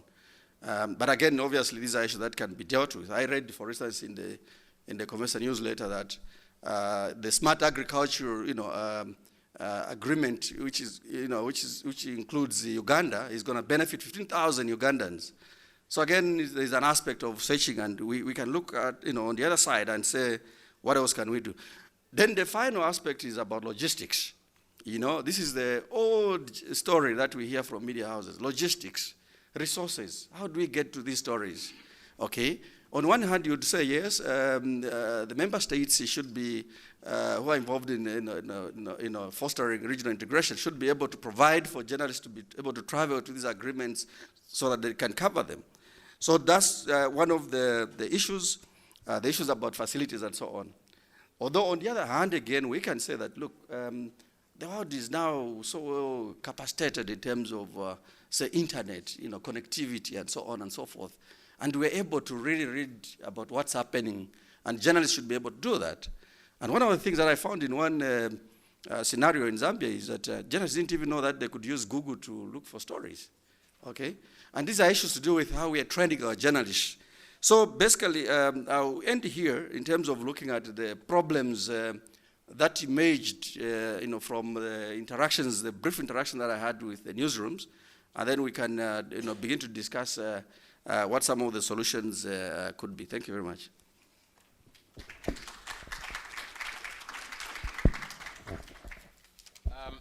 Thank you very much, Paki. I think that maybe just to make the connection, the session is really about connecting what's happening at a national level with what happens at the regional level, and how media gets to understand and report on those issues. So I think what Paki tried to do really is to give a sense of what an imagined region consists of. And so in our region, we have lots of regional blocks that our countries belong to, and they align their national priorities and national policies to what they agree to at the regional level. So if you look at what's happening in infrastructure, all our countries are guided by the infrastructure program that comes from the AU's PIDA all the way to the SADC and COMESA programs on infrastructure. When you look at the issues around youth, all youth policies are aligned to the Youth Charter of the African Union, SADC, and so forth and so on. So at the last summit, there was a declaration on youth and empowerment. Our countries are going to be asked to align themselves to that. When you look at questions of trade, the same thing. So the point that we are making is that at the national level, down to the local level, the governments are aligning themselves to what they agree to as a bloc. And we seem to find it very difficult to actually report at that level. And so that's really the issue here that we are trying to get at. And one person who has been covering some of the regional issues is Kizito, who attends almost all the council meetings, heads of states and government meetings, and he's been writing stories around what are the key issues. And I would want you to perhaps reflect. I mean, I don't know what the period you take, but if you could maybe use the recent summits and just what are the key issues that have emerged and that you have covered.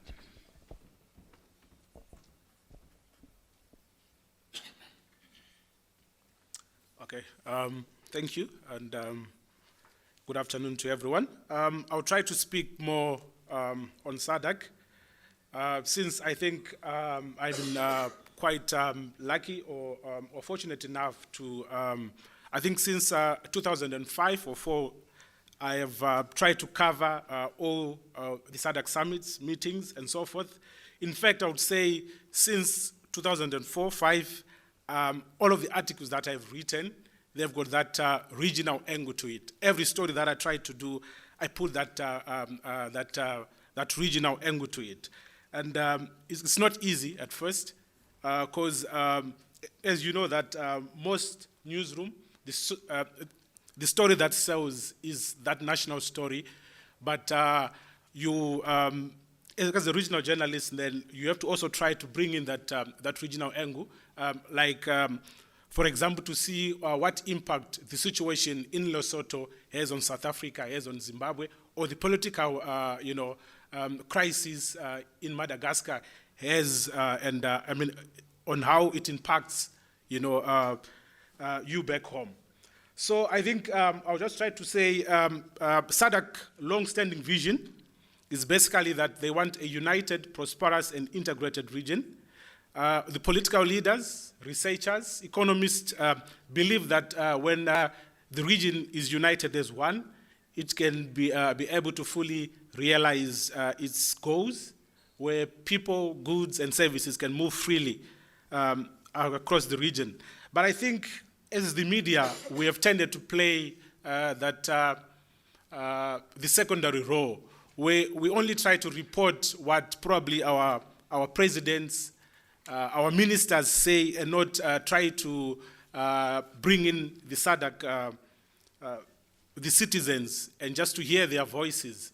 And partially, I would say this is the challenge that we face, is because reporting the region is not an easy thing. And as a journalist, you can only write about what you know. So there is need for stakeholders to try and capacitate the media to be knowledgeable and educated about the region before they can try and report about that.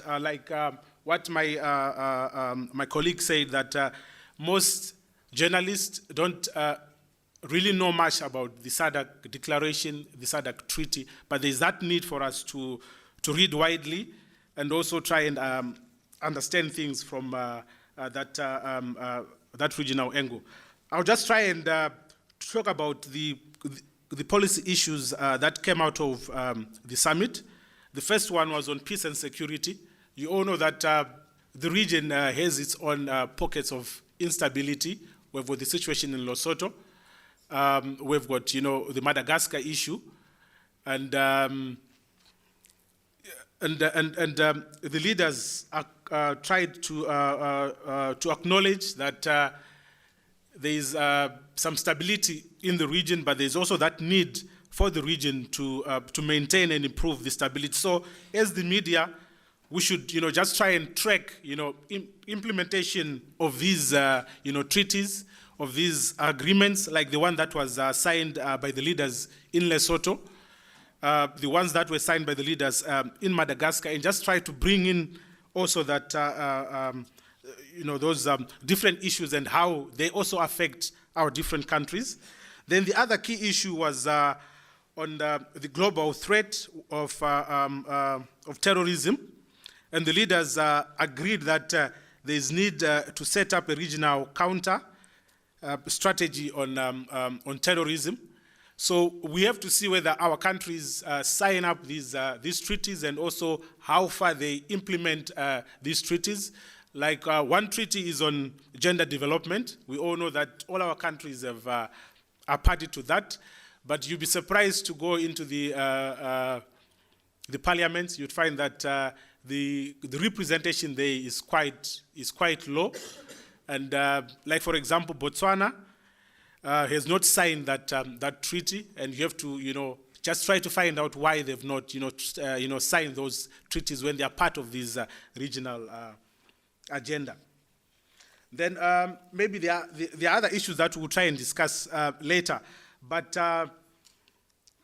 the SADC treaty says that for the regional integration agenda to be successful, the peoples of the region need to determine the content, form, and direction of the information.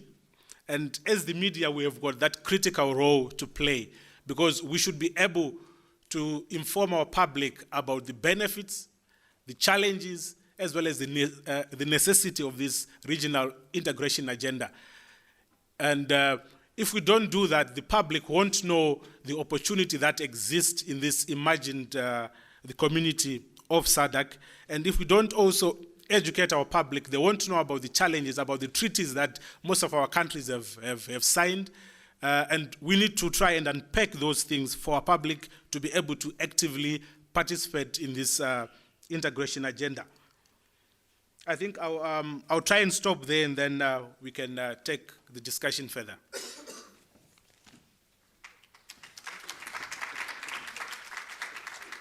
Okay, thank you very much. I think what I would do is just pose one question, and then I think we should open it up for discussion. I mean, one of the things that I think needs to come out, and I wonder whether we will be able to do so. Our countries in the region, 15 of them right now, commit to so many levels, globally to UN and so forth and so on. Then they commit to the AU. They commit to SADC. Some of them have multiple memberships. They commit to SADC, to COMESA, to SACU. And these are financial resources, human resources, political resources, and so forth and so on. And those actually have an impact at the local level. I wonder whether that kind of detail or analysis actually happens at the level of reporting, because it really does impact on how the life of somebody at the community level is affected. So I wanted to see whether you can talk a bit about that. And linked to that issue is what I said, which is that closer to the topic here, which is about the cities. I haven't really come across any writing by journalists that seems to unpack, for example, the goals, which most of our countries are going to commit to, the SDGs. And there's one that is actually specific on cities. And in the earlier session, I did not hear much discussed about that. And so I wanted to see whether you can have some reflections on that. And I know that Sposiso, your organization, does perception surveys. And I think it would be useful to really talk to that so that colleagues can have an idea.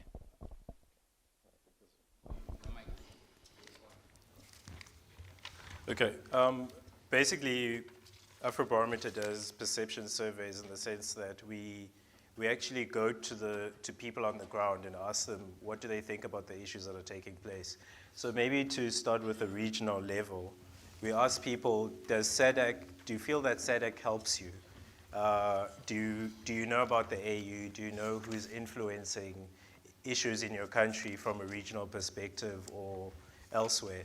And you always consistently find that regional organizations, people always feel don't help or they don't know about them. But it's also related to whether they get reported at all. So the last time there was a SADC, the summit, it was reported, okay, Ian Khama is now the new chairperson, Mugabe has left, what is the controversy between the two of them? And that's about it. But I mean, there's other things in there that we never talk about. But also, when we look at perceptions, we look at what do people think about economic, social, and governance, etc. There's a lot of topics to this. But the idea is that we also give the data out to everybody to show them that a lot of media don't know or don't report on certain things, or they report on others because they think that's the topic, that's what people are worried about. But perception surveys always tend to show that people are worried about some, things that are different. For instance, in South Africa, you talk about corruption. It's a huge topic. People are also talking about it. But what about access to water and sanitation, for instance? There's talk that the city of Joburg is going to be facing a huge problem because they haven't really upgraded the water pipes for a long time. And you've got the acid mine drainage. The only place I've really seen that is like one newspaper, like the City Press. But if Joburg, for instance, were to flood with acid mine water, and all the people who come to Joburg who do, for instance, who come and shop to sell things back in Zimbabwe or Zambia, what's going to happen? So you get these stories that don't necessarily want to link with things, but there's connections there.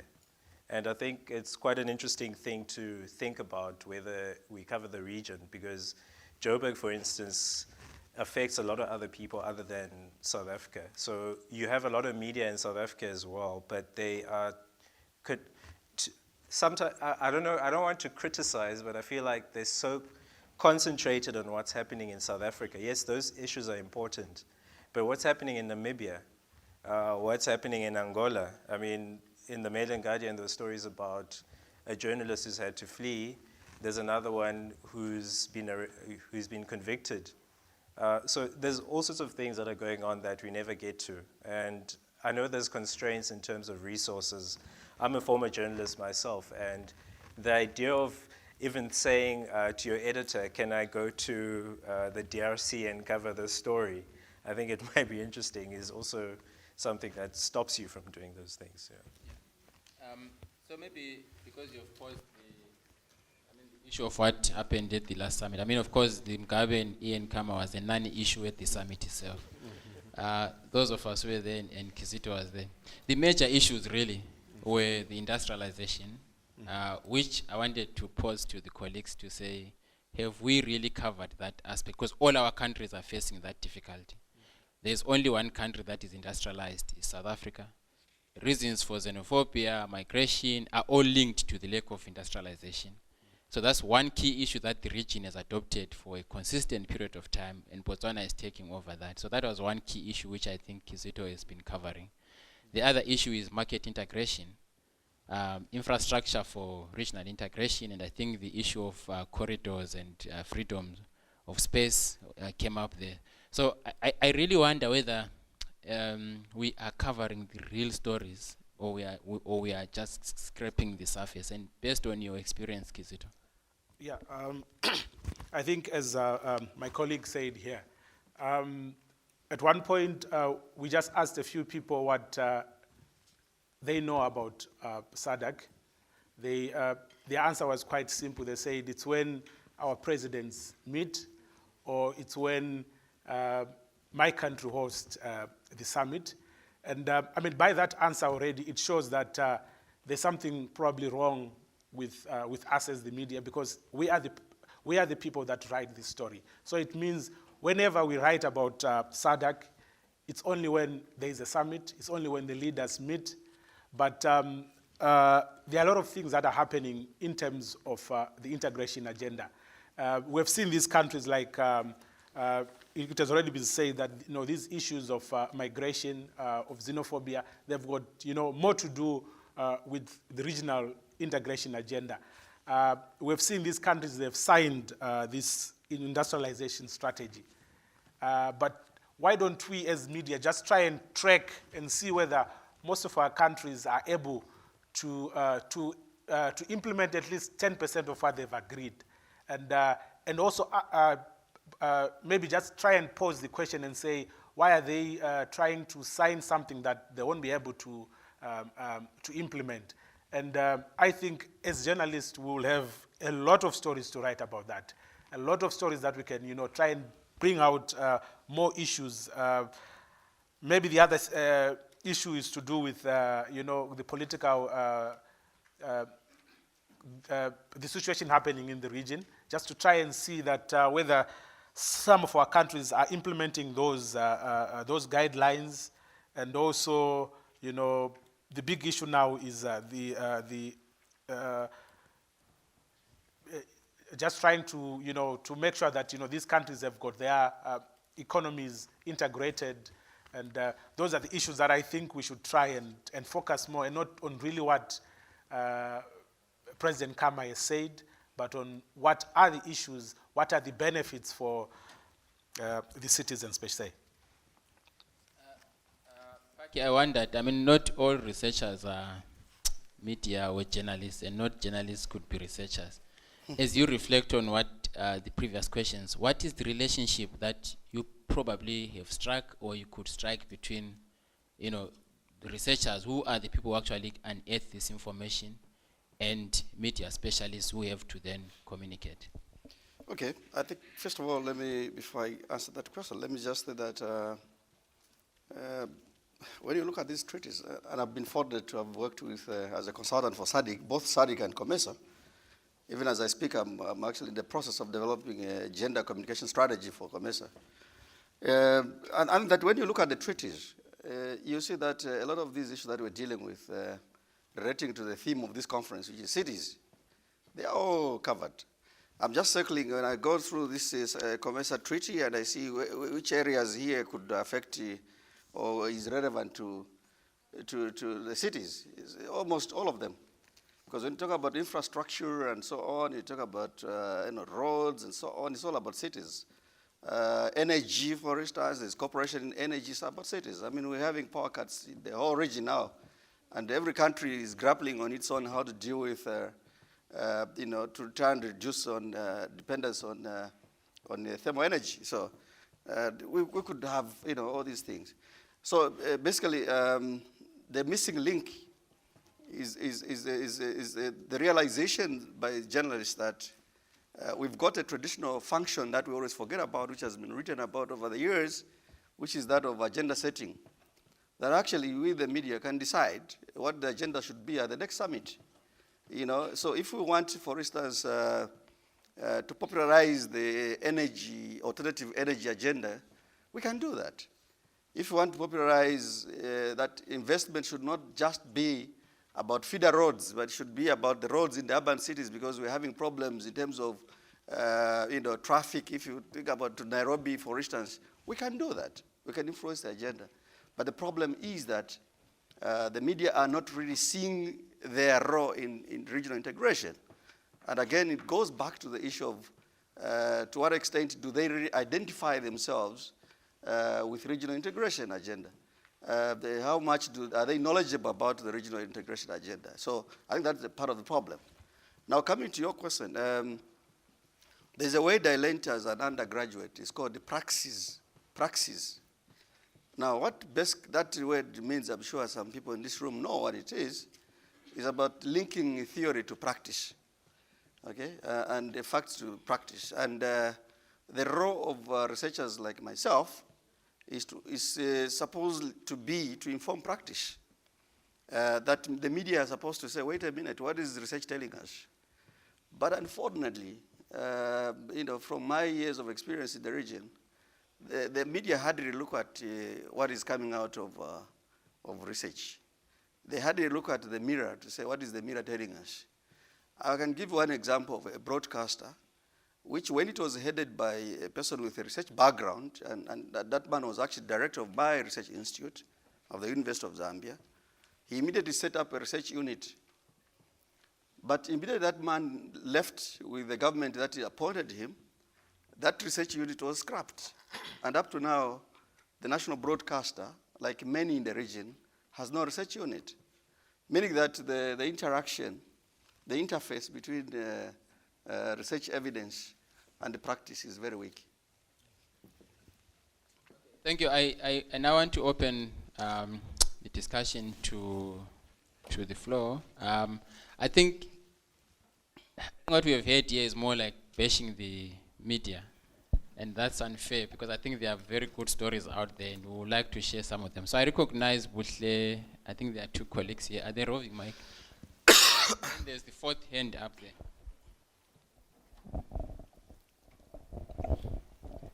Thank you, gentlemen, for your presentation. My name is Shabirila, and I just find it very interesting to hear your viewpoints on what's happening in the Southern African development community. However, I just have one question for you. As someone who is of mixed heritage and who has grown up in different countries and who is aware of what is happening in the world and what is happening on the African continent, and as someone who feels that wherever I travel, wherever I go, and I'm sure you will feel the same, you represent Africa. You just don't represent Southern Africa, you represent the continent. How do you know what is happening in Northern Africa in terms of media? what are the statistics? Because I feel that Southern Africa and Northern Africa, West Africa and East Africa should be working together. So what is the media coverage for Africa as a continent in all the statistics you have told us? Because you have, my feeling is you have the statistics for the continent that will paint a greater picture of what you need to do on the ground, what needs to be done, and how to change the image of Africa from one coming from poverty to one that is provided the world with talent. So how would you answer that question? I'm Gerard Goggin from Australia, so I don't know a great deal about many of the issues you're talking about, but I was very struck, super also with your paper and the Afrobarometer research about mobiles. And so I wondered, which I think is wonderful, and I wondered about the question of how, which I think you're posing, how of mobiles fit in with how Africa and South Africa is imagined and reported. And I wondered if there's a couple of things that your research provides a starting point for. That firstly, I think we don't know what mobiles mean, actually in reality. And we don't know how they interact with the other technologies. And we don't know what mobile internets mean. So I think that's the first thing. And I think the second thing is we don't know what mobile news means.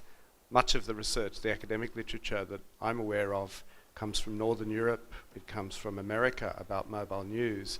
And then there's the odd ushahidi, other examples get latched onto and received around the world. I'm probably missing many of the things that are discussed here. So I just wondered about those. It seems to me, what is the news ecologies of mobiles that are developing, and what are the significance of those in imagining and reporting?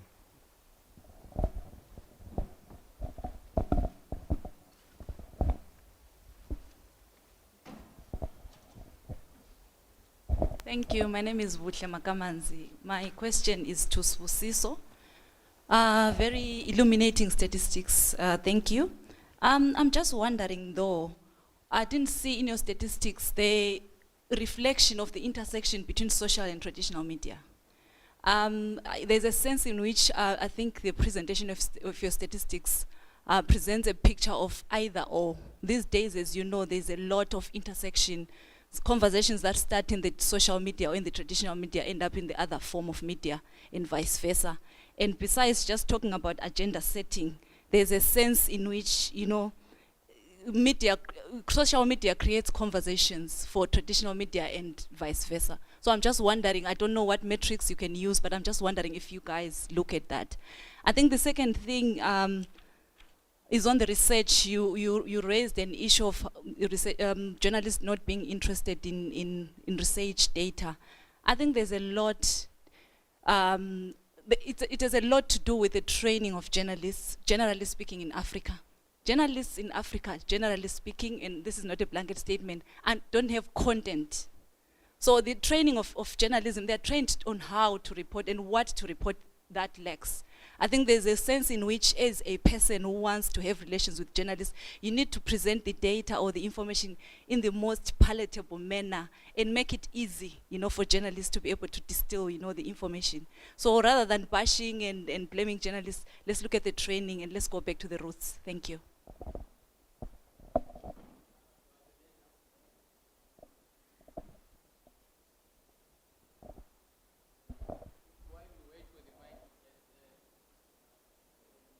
It's just a follow-up point. I mean, she eloquently said it, but I was about to make the same point about researchers. I wanted to ask Parky, how often do you interface with journalists, for example, and walk them through some of your research? Because 100 times I've walked into newsrooms and people have told me, well, we'll see 200 pages, 100 pages of research data. We don't have time. Can somebody distill that for us? So I think that would be really, really important just to learn from you how often you interface with them.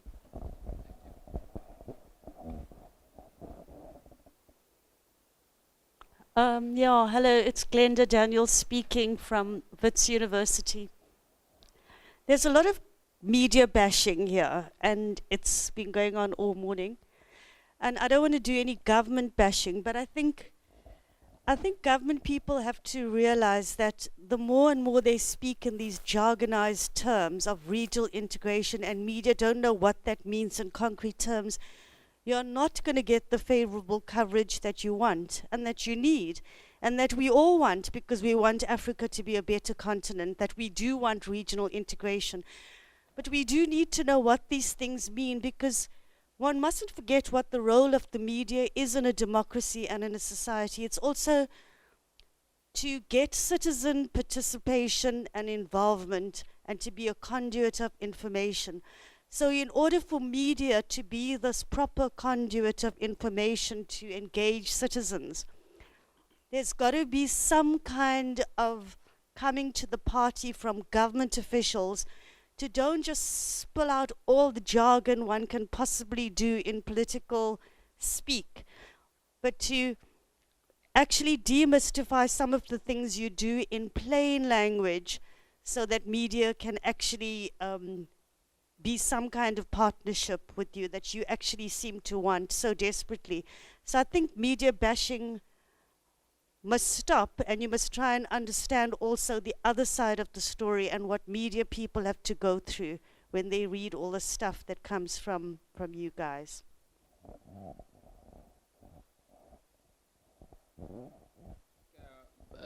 Most of the questions would probably come to you, Sposiso, but I think some to the two colleagues there.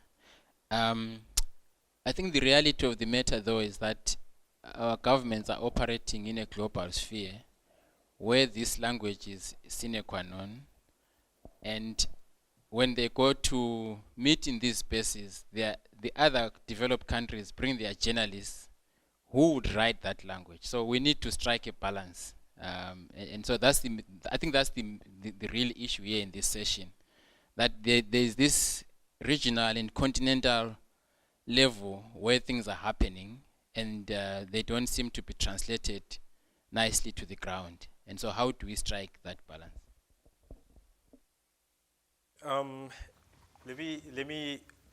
I'll try and answer some of the questions maybe in combination. So for instance, I was asked, okay, you asked what is going on in Africa and the media coverage.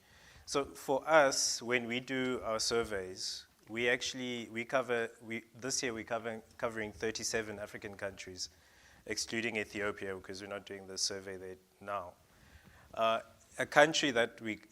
For a country to be covered by our survey, people have to be allowed to speak openly and freely. And you should be able to access, there should be media and all the things that come with democracy.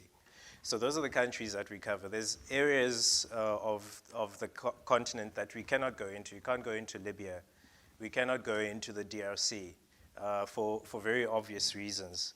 But if you look at the data that we have, I can tell you the numbers for the countries that we cover. But it also depends, but this is based on what people on the ground perceive. So people will tell you, the sample for South Africa will tell you that there's more cell phones in Gauteng versus the Northern Cape. But you know it because there's a population numbers, but also economically there's certain issues there. So I mean, I could give you that data, but I don't want to hog the time. And then there was another question about what mobile means, what is mobile news, and what are the ecologies. I'm not a media specialist, but basically the reason we asked about social media and internet and cell phones was actually to find out is it true that, do people perceive that they can actually get news other than from what we traditionally call newspapers, TV, and radio? And I'm sure, as you saw from the statistics, radio is more available to most people. But there's cell phones as well. Whether their mobility as a text is good enough for news. If Edgar's can send you an SMS saying, come buy something, there's a 50% sale, I'm sure you can send snapshots of news. And also, this is not about, I'm not trying to be bashing media that they don't do certain work, they don't cover certain areas. But from the perceptions we have, people feel that they don't cover certain issues. For instance, our survey will give you statistics on what people think about politics, about their presidents, about the economy, about all sorts of issues. But that survey gives you an idea as a journalist, these are the issues on the ground about this area. It's not I'm not trying to have the media cover what I have to say, but what we've also tried to do is have media training. For instance, that's what we'll be doing when we release South Africa's statistics, so that we take journalists through what it actually is that we're covering and what it means. Because we've also realized, I can give you statistics, but statistics don't necessarily make sense without somebody understanding what they're saying, you know? There's also media and research, I suppose, is a conduit to issues. You know, I think for me as a journalist, I found I only covered certain areas. There might have been areas that I'm interested in that is happening in the community, but do I cover those? Does my newspaper cover it? Does the TV station want that type of news? So it's also about, I think earlier we had a presentation about connecting continents, for instance. If you're an independent journalist, there's another option. You know, you don't necessarily have to also be chasing Jacob Zuma or Robert Mugabe. Maybe there's other issues that you could cover and make a specialization out of it. But obviously you need to earn a salary, you need to take care of yourself. There's all sorts of issues in the media, obviously. But if you want more data, I've got data, but what we try and do is also release it in smaller packages. We used to release everything. I mean, we've got 100 questions in the questionnaire that we use. But we realized that you can't give 100 questions with answers to journalists and say, here, find something in there. You obviously have to take into account what's happening in the countries, what's happening in the region, and what is most focused on by the journalists, or what is the big issue in the country at the time. So we try and do that. But if you want to talk to me more about it, I think can talk after the session. I think, Kizito, if I could just focus you a bit to, so for you, you've been reporting regionally, I mean on regional issues. What is the entry point for your story to make sense to somebody at the national level? I mean, you can pick the issue of trade, for example, or industrialization, whatever. I mean, you've been covering this. What is the entry point so that it really makes sense to somebody at the local level?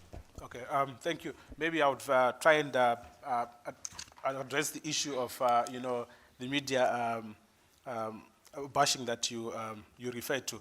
I would think of late, the media has really, you know, played its part in regional integration. Right now you see there are some news rooms where you would find that there's now a desk for, you know, on SADC,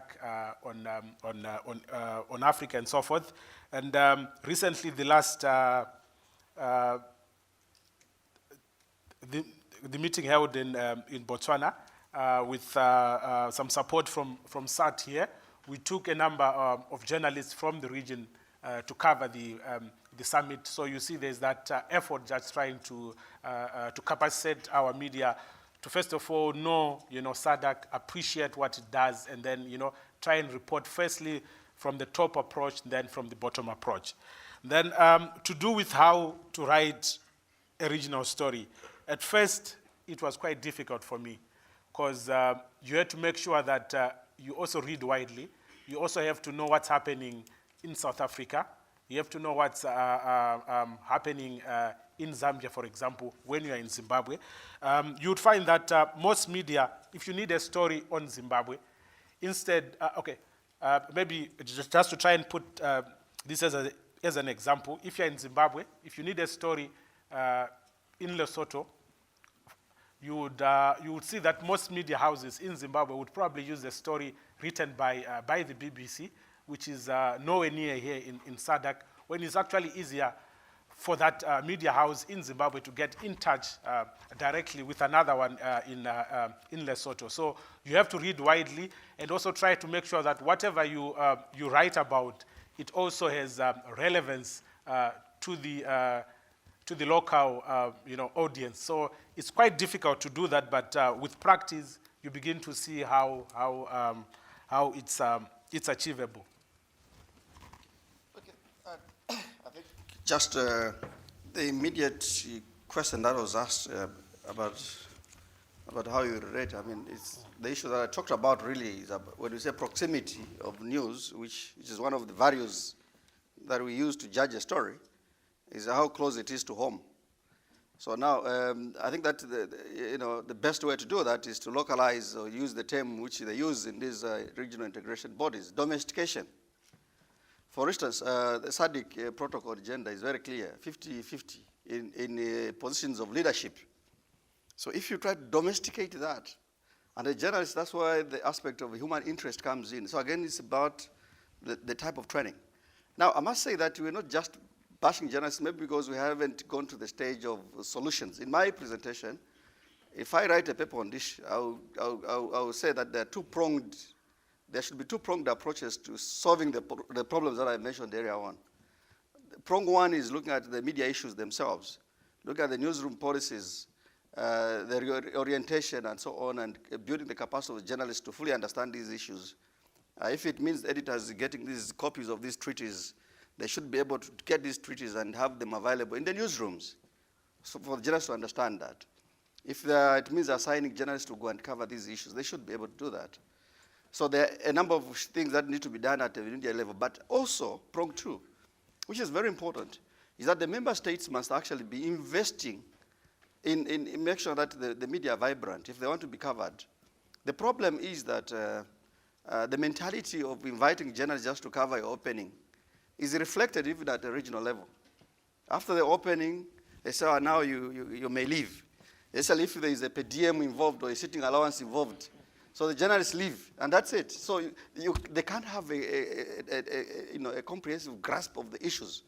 And these are issues that we need to deal with in terms of both the short and long term, sensitizing the media and so on. I mean, again, somebody asked about the issue of interest and so on. Look at the resources that are going into these regional blocks. As I was coming, the EU signed with an agreement with COMESA to support of 1.8 billion euros for the next 3-4 years to support 5 regional groupings, including SADC, COMESA, East African Community, IGAD, and so on. That's a lot of money. If you look at the money that is going into these projects, it's a lot of money. But we are giving these guys a free ride as media because we're not holding them accountable on what's going on. Most of the funding facilities now have to go through these regional groupings. And we need to know that. So there's an aspect of accountability. If you're going to play the fourth estate role, the watch they grow, then we need to make sure that we are clear about what these guys are doing and what they ought to be doing. So I think this is very, very important. There was a question of the jargon. Yes, I agree. In my previous work, we had a project called Relay, Communicating Research, which was funded by DFID. And one of the things that we did is actually to address the problems of the packaging of research reports. So we tried to make sure that the research reports are friendly, but also in terms of understanding the different work cultures between researchers and journalists. So they obviously, we saw that they are from, researchers, we had a saying that researchers are from Mars, journalists are from Venus. So they're from different worlds altogether. So we need to bridge this misunderstanding. And that's very, very important. Whereas the researchers don't want to over-distill the information, at the same time, we have to make sure that they are oriented towards writing for the public. And that's one of the problems that I had when I was working for an organization called ICRAF. Some of you might know from Kenya. I would talk to scientists and say, guys, can you write for a magazine? They said, we don't write for popular publications. We write for Nature, okay? For peer-reviewed journals. So there's an aspect we have to understand how researchers, scientists operate. They wouldn't want you to call, for instance, I had a protracted argument over definition of fodder, okay? I don't know how many know what fodder is in this room. Fodder. Fodder is a crop grown to feed animals. So I would say, my friend, why can't you say trees for animal feed? They say, no, fodder is fodder. So I think there are all these issues that we need to deal with. Then there was an aspect of intersection between traditional media and social media. When I was here last year, I was reporting on a study that I've done on the role of online media in agenda setting. And it was based on a study on 5 online publications in Zambia. And one of the findings in there is that the online media are becoming the in thing, and they're actually informing the agenda of offline publications. So there's no doubt about that. And now a lot of readers are turning to online publications, because even as we are here, a lot of you are reading the online publications. And that's the way we are going. We are going to be eventually in the next 10, 15 years, a paperless society, if I may predict. Thanks. Okay, so we are really standing between your lunch. Can I see if there is any burning question?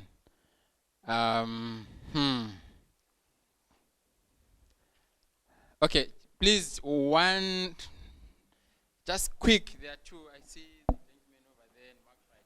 Just quick.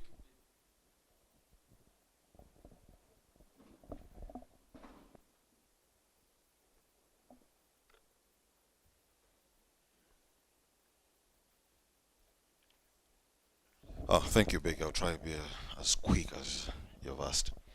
So the first question goes to, well, the only question I have goes to Afrobarometer. I was wondering whether it is possible to look at who is listening to what in which media. You have talked about the numbers in aggregate terms, because I think it also determines where you send what type of information.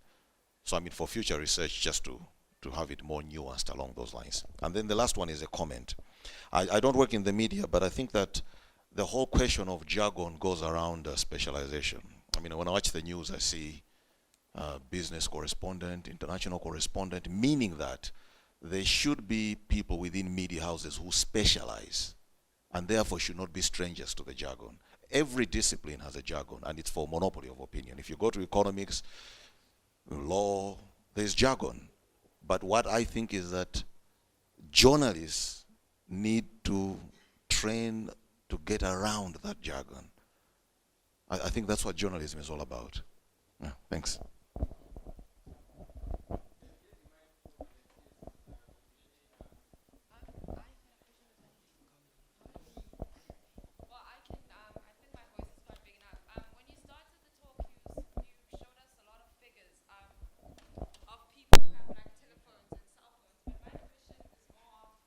How many people are actually like watching the news? And like when I say watch, I mean especially you talked about DSTV.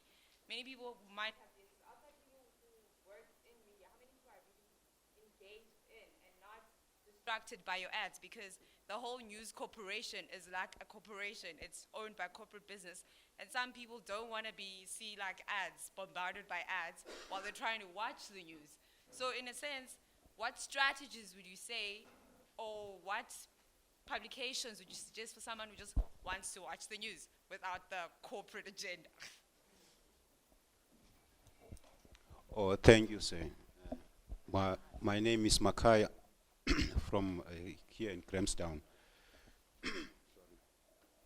I want to know whether you journalists really do take up the challenge of really questioning the governance here in Africa, and have those being published widely, because according to the UN, the African governments spend 10% on agriculture, so, and 20% in military, you see, which is very dangerous. We can see that expenditure here in South Africa.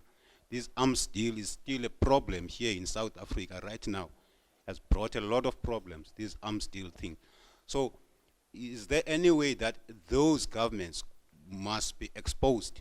And also democracy is in siege here in Africa, you see, because you can see these people want third terms, you see. They, by all means, people are dying, you know, whilst a person need a third term, you see. You know, you can see also in Zimbabwe, you see, it's causing a lot of problems, Mugabe, here in Africa, because now we have got immigrants everywhere in Africa, you know. So is there any way those people, they must be exposed, you know, or are we only covering what is happening there in SADC when this Mr. So-and-so has spoken about this, or Ban Ki-moon was addressing IAU, whatever. So I think that information is very crucial, people. there should be an exposure, an intention to expose these kinds of governments. Thank you. Okay. Thank you very much. I think that there are buses that are waiting, and I'm afraid that if I ask the panelists to respond, we might miss the buses. So this might actually work better for you to connect with each of them and get the questions. I think they were all pertinent questions, but I think most of them were also comments.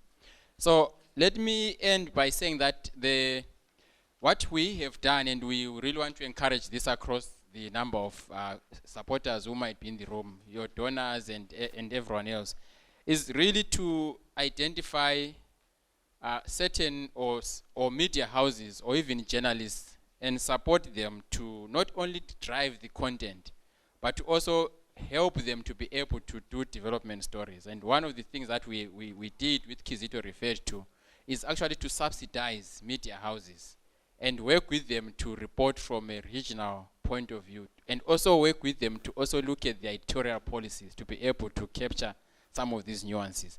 But because of what you said, the corporatization of the media spaces, they will not be able to cover development stories. So we have to get them to do them by subsidizing if we can. So that's one of the initiatives that we have done to try and solve this problem. But let me thank the panelists. We have to go outside for the buses, unfortunately. Thank you very much.